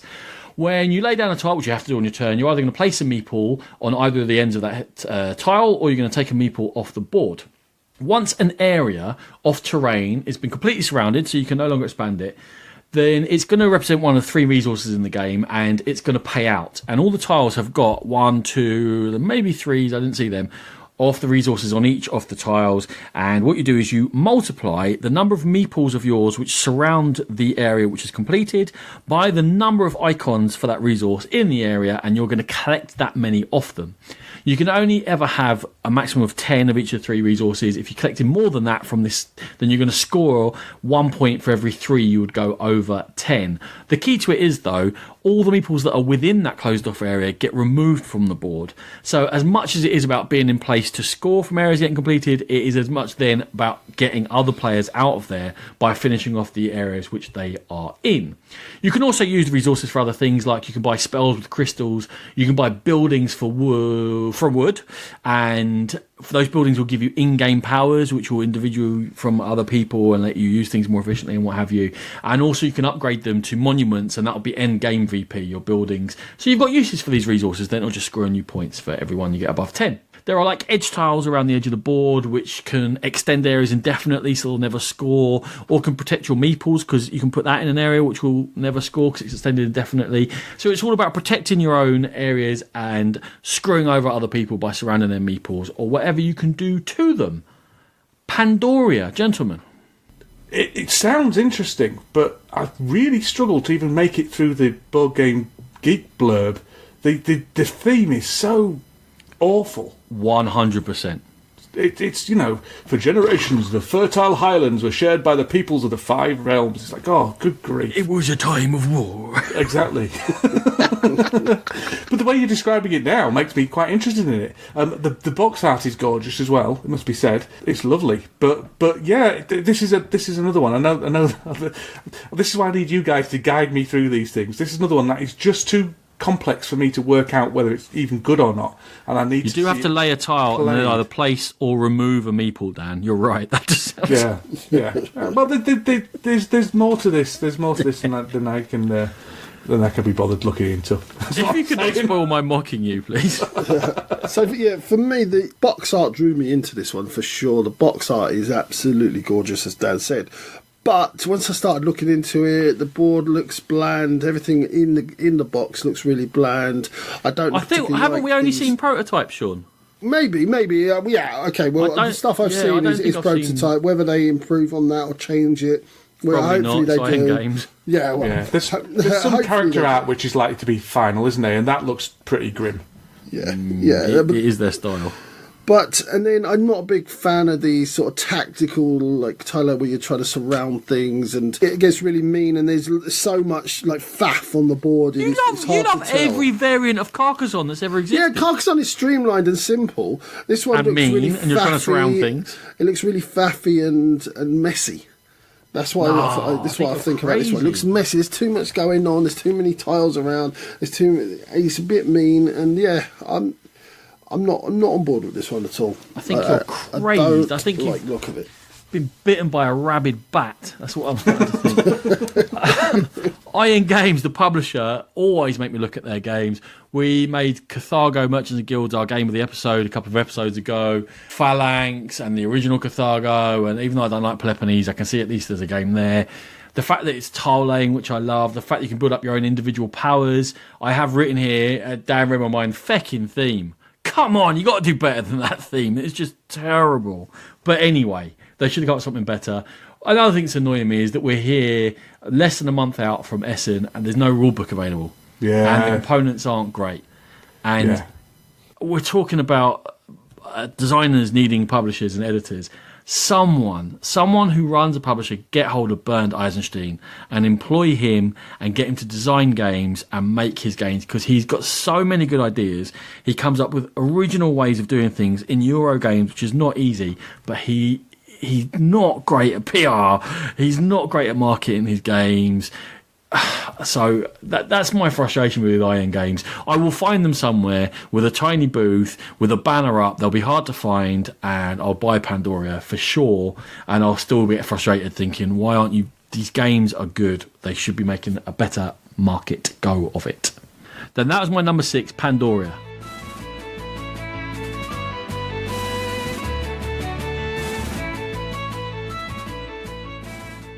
And hello, welcome back. This is now part 4. We had to take a little bit of a break in between, so now it's a few days later before we kick off with Dan's number 5.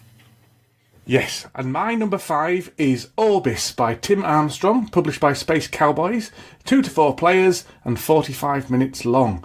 And I'm not entirely sure why I like the look of this one. I just do. It's an abstract tactical game, I think, where you're kind of building a pyramid of tiles. It reminds me a little bit of the computer game Populous in theme, which I think is possibly one of the reasons why I'm attracted to it.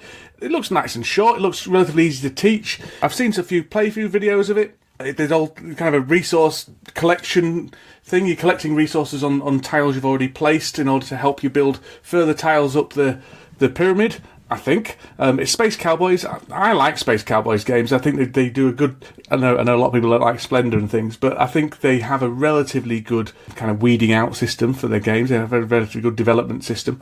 So I'm looking forward to it. I noticed on the social interwebs that you guys have played it. Is that right? Well, Ronan has, because Ronan's been down to Tabletop Gaming Live, and I'm sure we can report back. Well, we've got the whole episode reporting back, but that's going to be in 2 episodes' time. And I made it a different episode while we're recording this episode, so I'm really confused whether I've played it yet or not and where I am in this timeline. Let's imagine you had played it, Ronan. In another universe where you may have played or may not have played this, was it any good? My mirror soul says, yeah, it was very good. Okay, excellent. At Tabletop Game Live, Asmodee had a bunch of games that come in at Essen, probably half a dozen or so, including the brand new Pandemic, which I never got to play off. But I can't talk about it too much because it's going to ruin the episode in 2 episodes. No, that's fine. But anyway, this is a solid pick for number 5, is it? This is very good. And one of the best things about it was you start off and you're just like, I can take any tile, la-di-da, collect some cubes, everything's happy. And very, very quickly, I can't do anything. The world hates me. Why can't I? What have I done? I'm an idiot. And that sounds like my entire life story. Actually, to be fair. Yeah, so I looked if you see yourself as a megalomaniac god, then maybe Dan. I do see myself as a megalomaniac god. This is all becoming clear. So yeah, I looked at it beforehand, and the box cover looked really good. Space Cowboys. I read the blurb; it looked all good. Can you not mention box covers because we're just going to get shouted at again? It stood out from the crowd, anyway.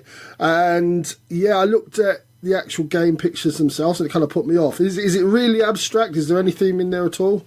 It's really abstract. Unless you thought laying down little hexagons was going to be like building a world. It was a difficult question for me. No, the worshippers, Dan called them resources. They're constantly referred to as worshippers, and they're just resources. But the tiles themselves, they have different colours, and they score in different ways. And the way they score for what they are makes sense. So that at least helps. It does enough with the theme to tie together what you're doing and what the scoring is, which surely is what you're after. The theme's only a kind of little hanger to hang the game on anyway. I don't mind. I don't mind it not making me feel like some kind of omnipresent god. That's every day for you. Yeah, that's my everyday existence. You want to take yourself away from that, don't you, Dan? You want to... Exactly. I need to escape from that kind of reality. So that's my number 5, Orbis. Okay, so my number 5 is Futuropia from Stronghold and 2F Spieler, designed by Friedman Frieser. It's an economic game set in a future utopian society, and players are going to be members of a team that are trying to realise this utopia. So you're going to do things like building self-sustaining homes that basically function as efficiently as possible. You're going to buy food generators, robots, energy generators, take loans, and success is going to be measured in how many people in your home don't have to work anymore, and how much food you produce, and the makeup of your house, the living quarters in your house. Obviously, it's where I want to live in the future. I want to just lie in bed and have things brought to me, and it sounds perfect. It would again be difficult to tell the difference between the present and the future at this exactly. stage. I know how you can do that. You just get in a really, really bad car crash. Okay, all right. I'm taking notes, bad Dan. One would do. Sean, Dan's cut your brakes. Okay. Is this Power Grid without the auction? There's elements in there for sure. I think it's more about building up your own tableau rather than on the board connecting networks and things like that. But yeah, I think there's elements of Power Grid in there for sure. Yeah, I just wanted to try another Friedman Frieser. I've been quite hesitant, should we say, to try any of the more recent ones. 504 really put me off and things like that. So I want to give one of them a go, and I think this is the one that's drawn me in with that theme, because I just want to be one of those humans from WALL-E when they're just all being carted around with robots serving them. Again, want to be? Or... Why? Okay, this is where my rulebook fatigue really kicked in, and I started reading that, and we were talking about a lack of theme or whatever. It was quite a dry Euro. Now, I go to Essen for a dry Euro. I'd be disappointed if it wasn't a dry Euro, but because I knew you were getting it, I couldn't be bothered to put the effort in to really decipher the rulebook, Sean. I went, looks heavy, looks dry, I'm definitely going to get to play it. I'll work it out when it gets here. I had a good go at reading the rulebook, and I still couldn't quite fathom exactly what was going on. So, yeah, we'll try it and see. I think it's easy going into Essen to get put off by heavier games because you get to the rulebook and you read it, you go, oh, I don't know how it works. It's one of those things you got to kind of, well, for us to do it, fight through and go, no, it's fine, we'll work it out. But for this one, I just knew I didn't have to bother. So great choice. I'm pretty sure it's great. Right, so that was my number 5. That's Futuropia. My number 5 is Detective Club. It's designed by Alexander Nevsky, who was part of the team who did the original Mysterium and coming from iGames. It's 4 to 8 players, taking around 45 minutes. And Detective Club is a cross between Dixit and a fake artist goes to New York. In that one player is the clue giver. There's a slight twist in the scoring though. And they're going to play a Dixit or Mysterium-like card with artwork on it. And they're going to have a clue word, which is the reason as to why they've chosen that particular image. And they're going to hand out notebooks to the other players, or you can do it on an app, which is available. And one player is just going to get a question mark, and the others are going to get the clue as to what is linking this image. And then they're all going to play cards out their hand. And you can go around the table twice, unless you've got a very high player count. And then, starting with the person who laid the card down, they're going to explain how, they're going to say what the clue word is, then they're going to explain how that clue word is linked to the 2 images they've played. And then players are going to do that around the table. And everyone's going to vote to try and work out who the imposter was. The key difference is that, though, the clue giver in this one is working with the imposter. So they're trying to make it really obvious. And the more obvious that the other players play, the easier it is for the imposter, which is kind of like a fake artist. However, the other players can't be too esoteric in their choices because then they'll draw suspicion to themselves and they will be voted as the imposter, which will allow the others to score the points. So, chaps, Detective Club.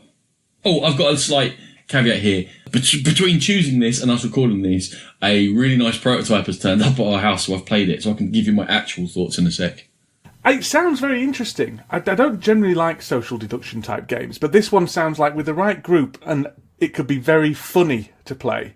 So it does interest me. I do like Fake Artist Goes to New York. Out of all those kind of games, that's the one that I would prefer to play. So I would be willing to play it, but it wouldn't be on my buy list, I'm afraid. Yeah, I mean, immediately went to Dixit, and I suppose with Dixit, it's the cleverness and the sort of variance of the cards. So in my mind, it would depend really on the cleverness of those cards. Looking at the cards, though, they look very Dixit, don't they? Are, they haven't. Very Dixit. You could probably mix Dixit cards in there as well, I should imagine. Yeah, you certainly could. I will say that my family absolutely adored it. We had a power cut a few nights back, and we were sitting around wondering what to do. We were reading chapters of a book out to each other, and it was like... How wholesome! It was quite cool. And then Blizzard had turned up, and I mentioned it to them, and they loved those Dixit Mysterium games. So we cracked it out and played it by torchlight, and it was really good. They absolutely adored it.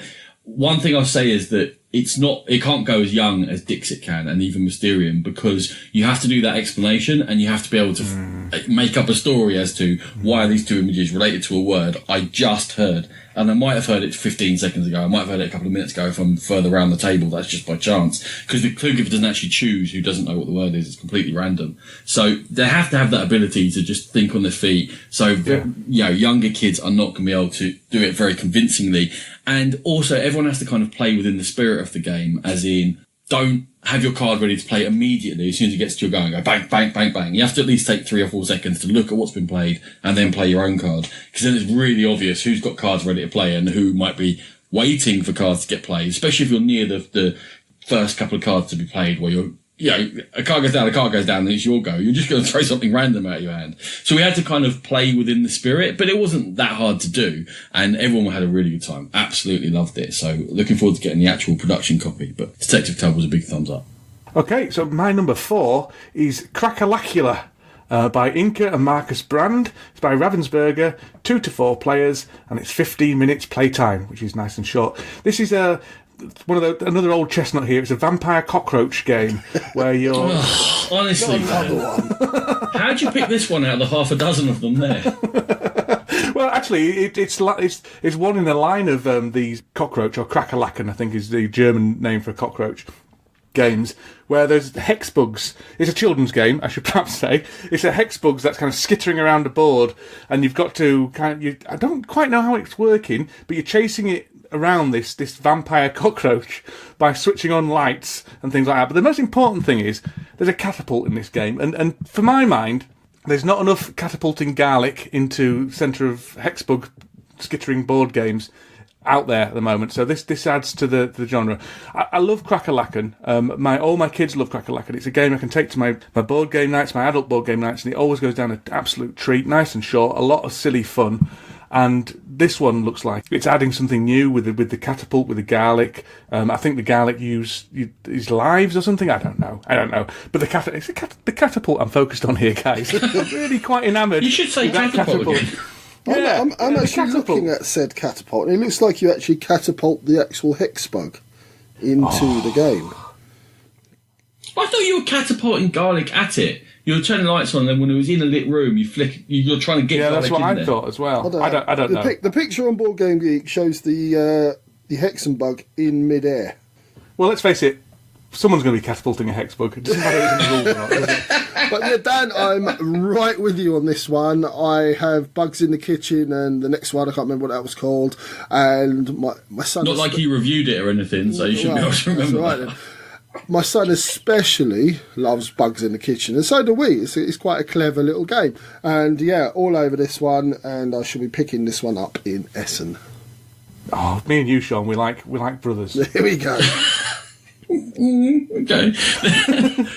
These hexbugs have got to work in the game eventually, right? So I guess catapulting garlic at them is as good a choice as any to make it actually be pulled off. And it does sound like my cooking style, just catapulting garlic into things randomly. It'll come out fine. It'll be good. Yeah, I'm a bit good because it's not like the other caca games. It's not like poker and caca salad and caca soup and all that. It's a bit of I'm not quite sure why they've pulled the two ideas together where they've got this line of small card games. It's not part of that line. It's part of the Cracker-Lacken. It's part of the Bugs in the Kitchen line. Oh, a different cockroach. Bugs in the Kitchen line. Yeah. It's just a name for cockroach. That's all. Oh, I see.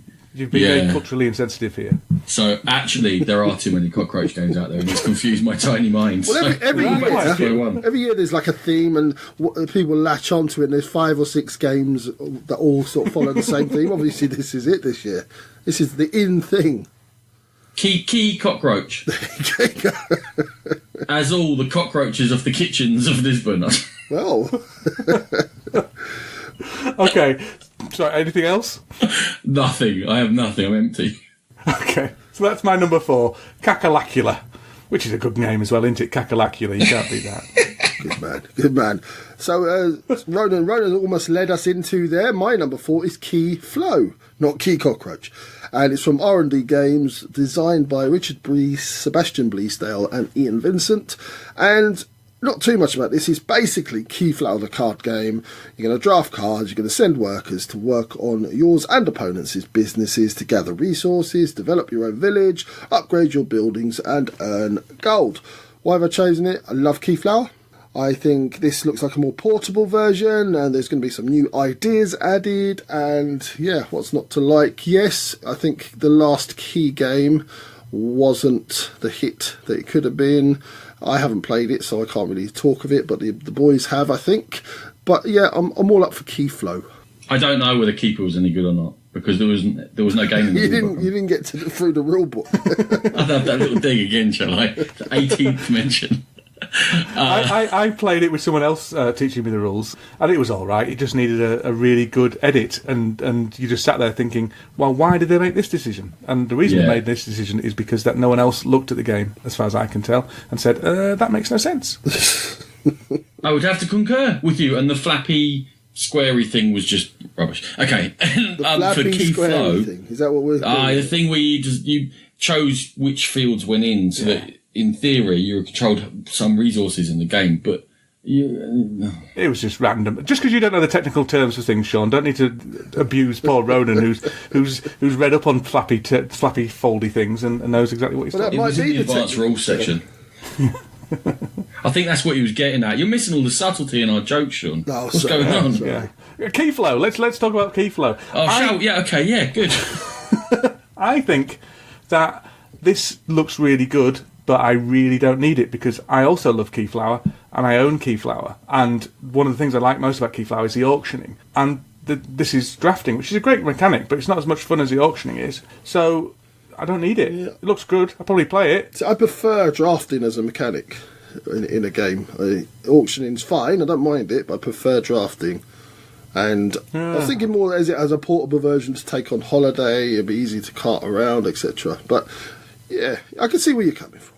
The one thing I think what he's tied together is the fact that the spatial aspect matters, which I like, but also that it's got that Keyflower thing of I can play meeple cards from my hand into someone else's tableau to activate their area, and then they get those meeple cards. So if there is an issue with card drafting games, just that people aren't that fussed by what everyone else is drafting. Whereas in Keyflower, it sounds like it actually is going to matter, and you're going to have to be looking at what your neighbours have got and go, I can't let them have a 3 red meeple card because they're just going to come back and screw me on where I don't want them to play.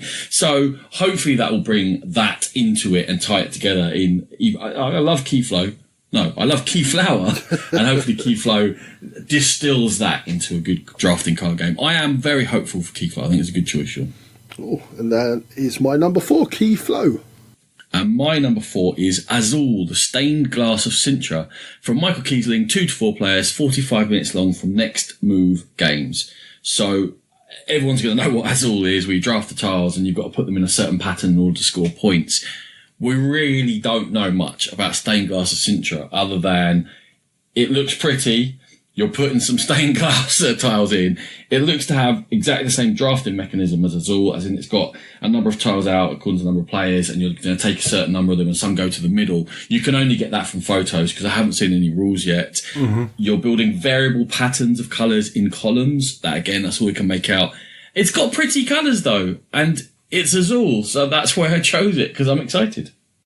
I think it's probably going to be good. I don't know whether it'll be good enough to own, considering I own Azul, but the only way we can tell that is by the rules. I did notice that the designer of Sagrada got very upset about this game coming out. Did you see all that? No, go on.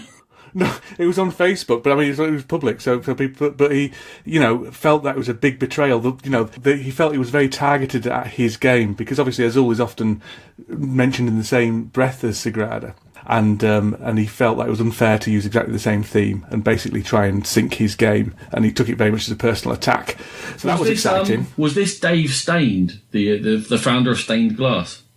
Because what's he going on about? No, you can't have that theme. I'm taking that theme and going home. Yeah, I know. It wasn't a very professional way of acting in my view, but it was entertaining to watch. So. It's much more important. Yeah. But yes, I think it probably is going to be good. It does look very pretty. If the gameplay is different enough, then I may well consider it because I love Azul. But if it looks similar from the photos, to be honest. I quite want similar, Dan. I quite want it to be like 3% different, so I can just go, oh, it's the same as Azul. Just for one more. The next one has to be a bit different. But for the sequel, I'm like, just change it a little bit, that's fine.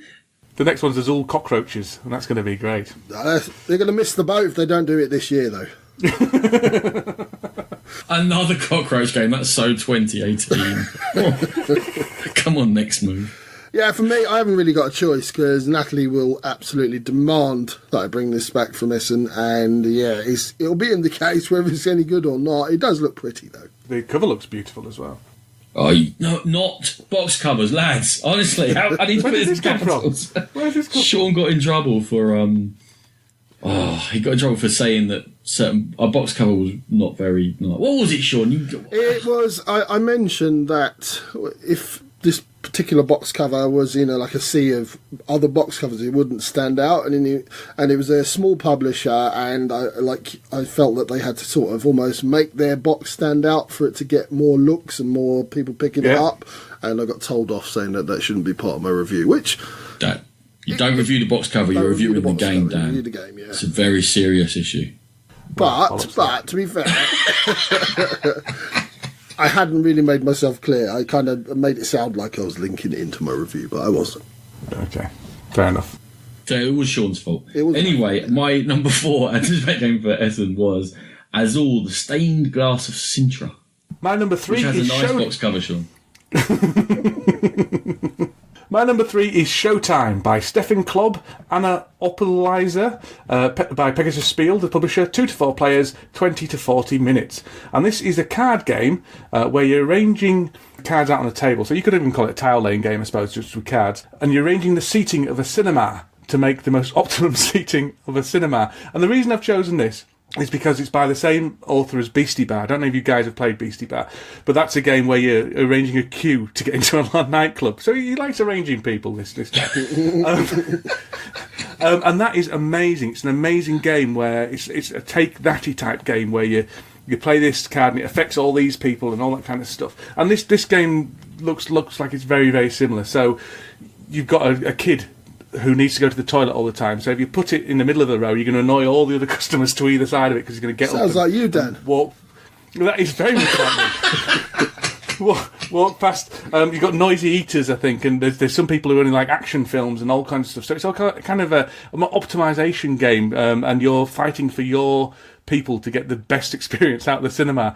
I think it's a fantastically interesting theme. I've got a lot of confidence that this type of game is done really, really well by these designers. It's an obscure game, I think, but I'm really quite excited for it. I think this has got the potential to be really, really good.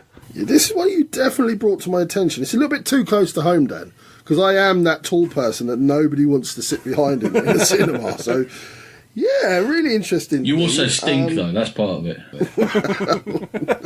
No one wants to sit beside or behind or in front due to the amazing amount of food I eat. But, yeah, 20 to 40-minute playing time. Really interesting theme. As you said, pedigree from the designers. I'll definitely have a look at this one. I like going to the cinema, so, yeah. You two have lost me. What is this? Beastie Bar's not amazing. It's good. It's great. It's good. It's funny. You play cards, you block each other. It's not amazing. Showtime is like the kid version of that, where it's like, I just don't, this one was, what? I started reading, I thought you lost the plot. I thought you were pissed. I was like, what's going on with this? When this wins the Spiel des Jahres, you'll be eating your hat. Yeah, because only good games win that. Yeah, right. Yeah. Didn't the wine get nominated? Okay. They've missed the trick though. It was formerly called Film Ab. I think they should have stuck with that. What a terribly great name. Yeah. I think it's got a lot of potential. This could be really... It could be bad as well. But it's got a lot of potential. And it's an interesting game and not the same as all the others. It's not Azul with 2 different tiles in it. That sounds amazing! If you two decide to play this game, I shall go to the actual cinema and watch a film, which I think will be 100 times more entertaining. You're a curmudgeon, aren't you? Right. Time for this one. Okay, so that's my number 3, Showtime. Okay, so the next 2 are going to be quite quick, because my number 3 appears later on Ronan's list. Ooh. And my number 3 appears later in Sean's list. Ooh. So it's my go again. It's your go. I get to talk, which is the best bit. There you go. That's how we arranged it. Orbis the podcast. Yeah. I noticed you haven't doubled up with any of my ones. I think that's a bit rude. My number 2 now is Railroad Inc. This is by Haljamar Hack and Lorenzo Silva, published by Horrible Games, 1 to 6 players, 20 to 30 minutes. This one's been out for a while. It seems I see this everywhere on the board game media and kind of social media and stuff. But it looks like a really nice roll and write little puzzle game. Everyone's acting simultaneously in order to build railroads and try and link one side of the board to another with railroads and things like that. And the way you do that is by rolling some dice, little pictures on the dice, and you have to fit that picture into one of your squares. Again, like many roll and write games, it's simultaneous go, so there's no kind of waiting for your turn, which I very like because I'm incredibly impatient. It's relatively cheap. The roll and write phase is going to end soon. There's only so much people can take. But not soon enough, Dan. I was waiting for that. Fair enough. But I think this one looks like it's going to be a solid game. And I think all the feedback everyone else is giving kind of confirms that. So I think it's going to be all right. I'm not a big fan of roll and write games. Also, interesting marketing decision to have 2 separate versions, both with different elements added into to them. Interesting. I love that. A bit cynical, really. I love that the paper and pen is a mechanism in in Board Game Geek. But yeah, I don't think this one's for me, Dan. I think we're going to have to part ways here. Oh, no. It was nice. Putting up the Brotherhood. It was nice while it Putting up the lasted. Brotherhood. 2 games. I hate roll and write games, but there's a problem with this one in particular in that the buzzer for it is getting me actually hopeful that I'm going to enjoy it, because enough people whose opinion I respect, clearly excluding Dan, but can you get in ahead of me? You didn't know what I was going to say. That enough people are saying that they're really enjoying it, and having looked through it, maybe there's more than the usual just hit and hope that I usually get in roll and write, because I just choose anything at the beginning and go, I don't know, because I don't know what else is going to come up, so I really have no plan here. But in Railroad Inc., maybe that's been mitigated. The only problem I've got with it is you've got to draw 2 different types of connection in those squares, and that might be beyond my drawing skills. I'm not sure I'm actually able to play it. Fair enough. Well, that's my number 2 anyway. Railroad Inc. Okay. Yeah, you got me excited for a roll and write game, Dan. This could be dangerous. You're in trouble when that's poor. Anyway, my number 2 was Ronan's number 3, and it's Forum Trajanum from Stronghold Games and Hook, designed by the evergreen Steffenfeld. And the story here is the Emperor Trajan wants the most glorious monument built to demonstrate his success. The players are going to be governors of a colonia, and they're going to need to develop their own colonia as well as supporting the Emperor with his monument. The main mechanism for the actions, the player going to take 2 tiles from a 6x6 grid on their player boards, pass 1 and keep 1. These are various resources and abilities, and you're going to be able to build on the empty spaces. You're going to place citizens and earn points for pattern building on your board. Why do I like it? It's Feld. Obviously, I like Feld, and I really do find that action selection mechanism really interesting, and I think it looks a little bit deeper than some of his other stuff, possibly. Ronan, it was your number 3. What did you like about it? I liked that, as I was reading it, it was completely nonsensical. A complete hodgepodge of different mechanisms. And there's lots of things that said, oh, you can't do that because of this, and you can't do that before that happens. And my brain was going, what? None of this makes any sense. And in any other designer, that would have been a sin, but Steffenfeld turns it into a virtue, and I go, great, he's made something completely difficult to play for no reason, with a whole bunch of arbitrary rules. Sounds like I'm going to love it. So that's why it's my number 2, because it made my head spin. It's another Steffenfeld game, isn't it? Basically, it's one in a long line of things that's never really particularly inspired me, but I've always quite enjoyed playing. I'm sure it'll be fine, but for me, it's going to be fine. He's never bettered Castles of Burgundy, in my opinion. I'm sure it's great. Damned my fake praise. You found praise in there, did you? He probably has never bettered Castles of Burgundy, in fairness, but that's a fair old shtick to beat. Oh, yeah, you can't blame him for that, I suppose. Never beat his masterpiece. No, that's fair enough. But it just feels like it's a diminishing returns with Steffenfeld for me. You're getting jaded, Dan. I am. This is the key. It's like the red flag for when people are getting jaded. I'll still another Steffenfeld. Oh no. I'm going to go over and get like a really cool Indonesian game. The other one by him this year is meant to be very good. The Carpe Diem. That's Matthew Jude's favourite game at the moment. Yeah, apart from maybe the design qualities as we saw from. Yeah. Well, it never bothered me with Castle of Burgundy. True. But Dave Loser's review is still worth a watch when he starts losing the plot. When he actually loses his temper over the bread tokens. These are not bread tokens. Okay, mate. The opposite of the table. The international bread token standard has been violated somewhere. Okay. I've not seen it. You should. It's quite funny for all the wrong reasons. Okay, number 2 for me is Neom, and this was Sean's number 3? 6. 6? It's a tile-laying game set in the future in which each player is building up a city by drafting in tiles, and there's lots of spatial planning going on. There's different areas like residential, commercial, industrial, public, or resources, and they're all going to help you out in different ways. At the beginning of the game, one of the catches is that you draft 3 cornerstones, and the cornerstones you've drafted are going to set for you what your own victory point path is, which is something that's very much hooked me in. You're going to need to produce resources on the industrial and your resource tiles and pay those in order to build up your commercial, industrial, and residential. You also can pay others for resources they've got in their area. So there is some interest again in what other people are doing around you.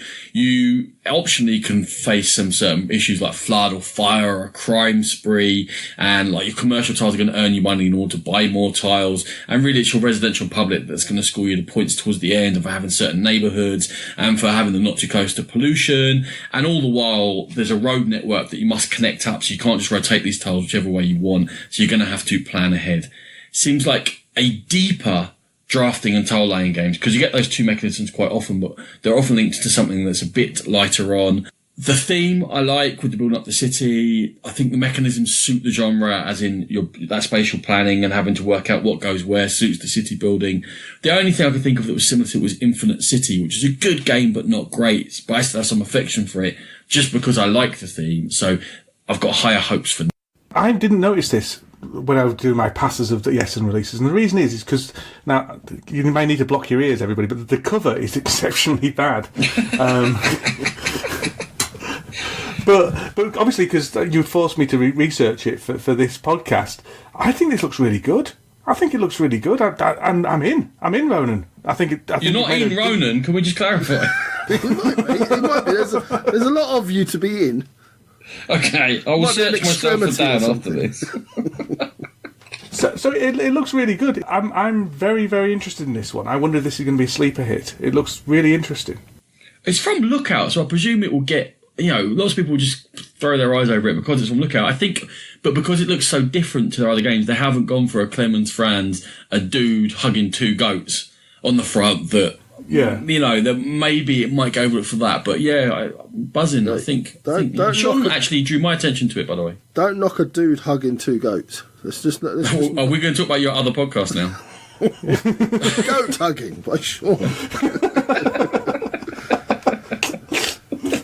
So, it was my number 6. The drafting was obviously going to appeal. It is quite abstract, but I still do like the artwork on the actual tiles. And what my initial reads up about this, people were starting to liken it to things like Seven Wonders, Carcassonne, and SimCity, all things that I really like. See, now I don't know if this is a good or a bad thing. It was in development for a long time, like years and years and years. Is that a good or a bad thing?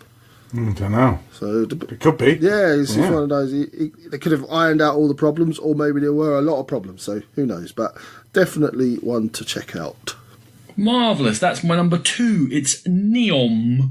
My number 1 is Blue Lagoon by Rainer Knizia.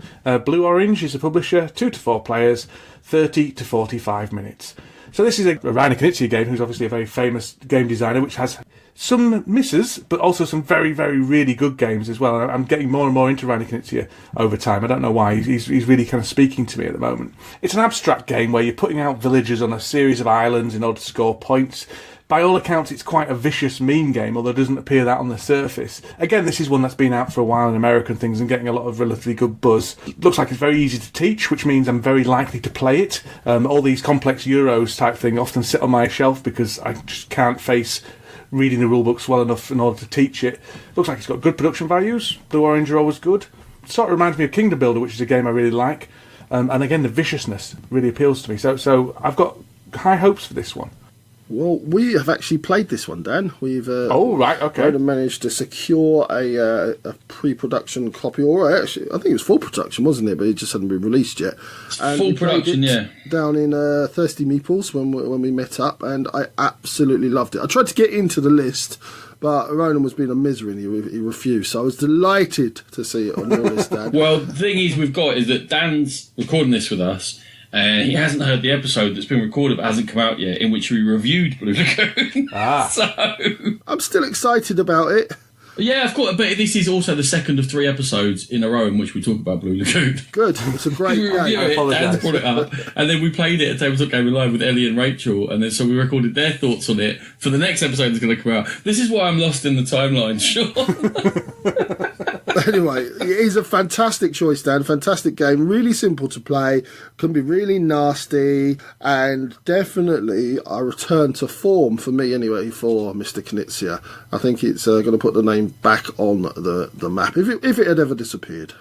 Well, he's definitely come back on the map quite significantly recently with High Society and the new modern art and all that kind of stuff. It feels like people are talking about him not with that kind of, he used to be good type attitude. He's still good. He's still got it. Oh yeah. I'm really looking forward to this one, and you've buoyed my interest. What I'm most looking forward to is seeing if he gets stopped from entering the Essen halls by security again. It was one of the funniest things I've ever seen.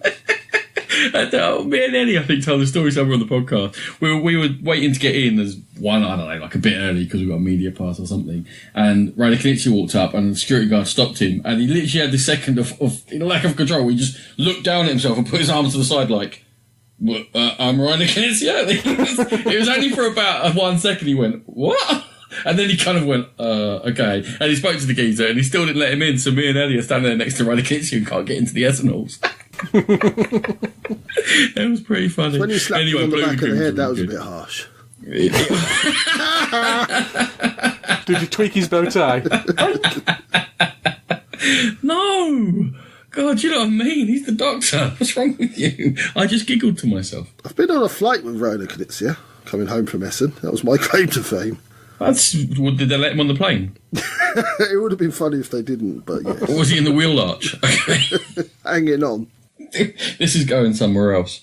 Number one, Sean. Number 1, it is Scorpius Freighter from AEG, designed by Matthew Dunstan and David Short. And players are bold freighter captains working against the corrupt government of the Scorpius system. Did you say bold or bald? Is this why you two like this? Well, a little bit of column A. What are you saying about me? A little bit of column A, a little bit of column B. So you are bold freighter captains working against the corrupt government. And what you're going to do is you're going to do things like recruit crew, you're going to customise your ships, you're going to smuggle goods, and in the game you have some card drafting, some worker placement, and variable player powers. Now, I chose this as my number 1 based purely on the things that I'd read about it. I've since seen it, and it would have gone down the list a little bit based on the looks, but definitely something I'm interested in is putting my own team together in a game, creating my own ship. That sounds really cool. I respect the design team that's involved, like the theme. And yeah, I'm not so sure about the artwork itself is fine, but the actual design looks a bit dull. Are you mitigating your own number 1? You're saying this is number 1, but it's not that great. I think it would have come in the mid top 10. It's still top 10 choice, and I'll leave it here because that's where it is. But since I've seen the artwork, I think we should just start all over again, guys. Okay, yeah, right, fair enough. Let's go again. It's only been 7 days of my life you've wasted here. Right, you got to choose a new number 1 now. Go. A new number 1, obviously, is Forum Trajanum because that was my number 2. Oh, that's a really boring answer. I was trying to set you up for something funny.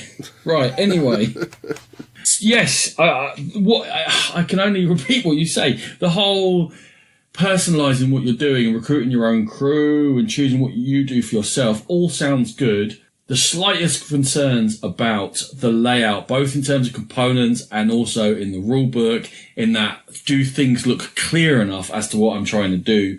So it's one of those that, again, I'm going to have to open the box, get it out and model through a little bit. I think there's enough going on that one cog out of place might screw up the whole mechanism. But if they have worked it all together, and we know Matthew Dunstan and he is a good game designer, so I've got some faith in him, this could be really good. It does look interesting. It's Firefly, isn't it? It's Firefly, the non-licensed game, or even Han Solo, the non-licensed game. Yeah. I think it looks really interesting. But yes, it's a suck it and see for me. It looks too complex to be able to make a judgment here. So, yeah, Sean didn't really like it, and we're completely not sure about it, and that's Sean's. I definitely like it. No, that's a mistruth.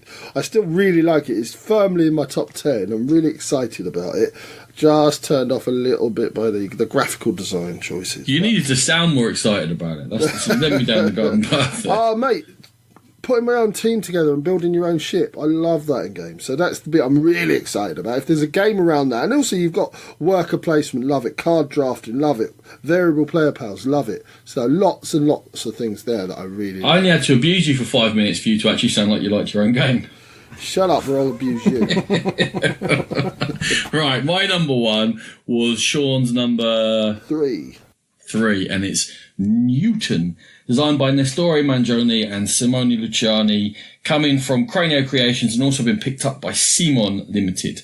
It is the middle of the 17th century, and we are all budding master scientists, and we're going to be travelling around Europe in order to make money, to study, to gain knowledge, to train our students, and to further science in general. And we're going to be doing this by building up a bit of deck building of a deck and playing those cards and combo building. And over 6 rounds, you can be taking basic actions in order to travel and study and do whatever. But the more you play off an action on a turn, the more powerful that version of the action becomes. There are also special actions you can boost. The cards come with 2 halves to them, with a basic action and something else on top. And there's a restricted deck building mechanism whereby you can only take a couple of cards each turn, really, but you're very much looking to link them into what else within your deck to get your powers going. You're looking to be the first to be able to claim certain bonuses from the board and to build up this bookshelf of knowledge, which is going to be the heart of your scoring of victory points. So it's a tight deck builder, which very much is into a thinky Euro sort of area. It's a 90-minute game. I love that it looks like it's got that sort of Euro control in the deck builder, in that I am very much the master of my own destiny here. I'm controlling what I've got available to me, and it's mostly my decisions that are going to affect how I go through. The map brings in that sort of interaction. When we reviewed Out of Plano last episode, we were saying the lack of map and the lack of interaction really was a negative for that game. And I feel like in Newton, there's not too much going on the board, but enough there that we're looking at each other going, oh, you're trying to get to Genoa first. Well, I'm trying to get there first as well. So we are a little bit looking at what each other are doing. It looks fast-paced in play, but thinky. So I'm very excited for Newton. This looks really good, actually. This does look really good. It's another very heavy Euro. Well, not very heavy, heavy-ish Euro. So it's one I can never really judge, but from the way you're describing it, from what I've seen on what's available, I think this could be a really, really solid pick. It's been picked up by 2 different publishers, which to my mind is always a good sign, because it means that 2 different development teams have decided that they feel it's going to do well. Yeah, good pick, Ronan. Thanks, Dan. You complete me. Your number 1 is my number 3, so obviously is very high on my list. Does that mean you don't like it very much? And I know, yeah. Like, I actually don't like the look of it. It looks terrible, but there's so many different things going on. Obviously, a strong publishing house, strong design team. The action card mechanism sounds really interesting. Lots of different things to try. I've seen actually Tom Vassal's review of it now that we're recording this a few days later of it, and he really liked it as well. So yeah, I'm really excited about it, Ron. God, that's weird. Something in your top 10 you're actually excited about. Okay, so that was my number 1, Newton. Thank you very much for joining us in our countdown, and we'll see you in our outro in 2 secs.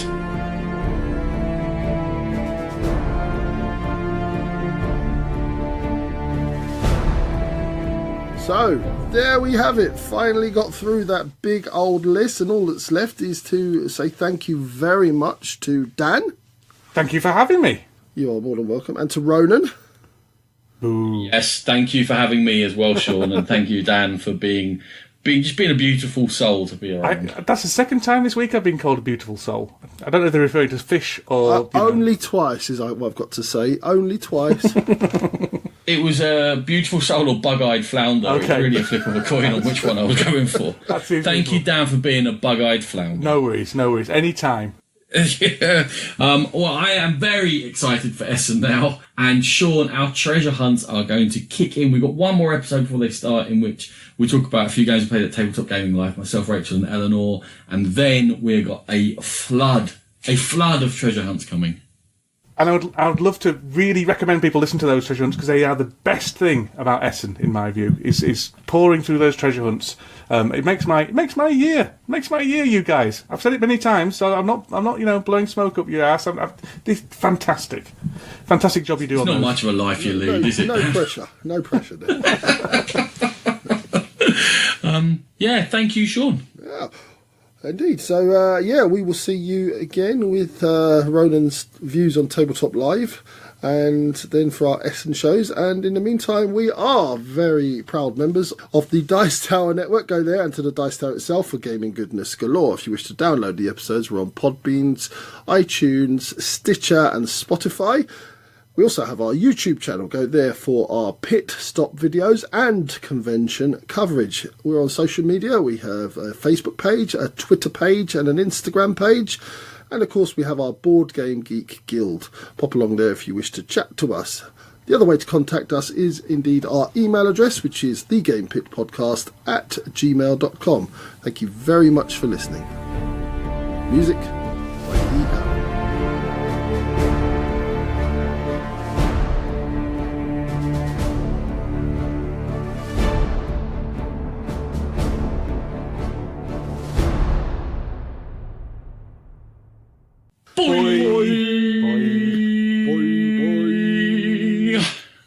What a weird tradition.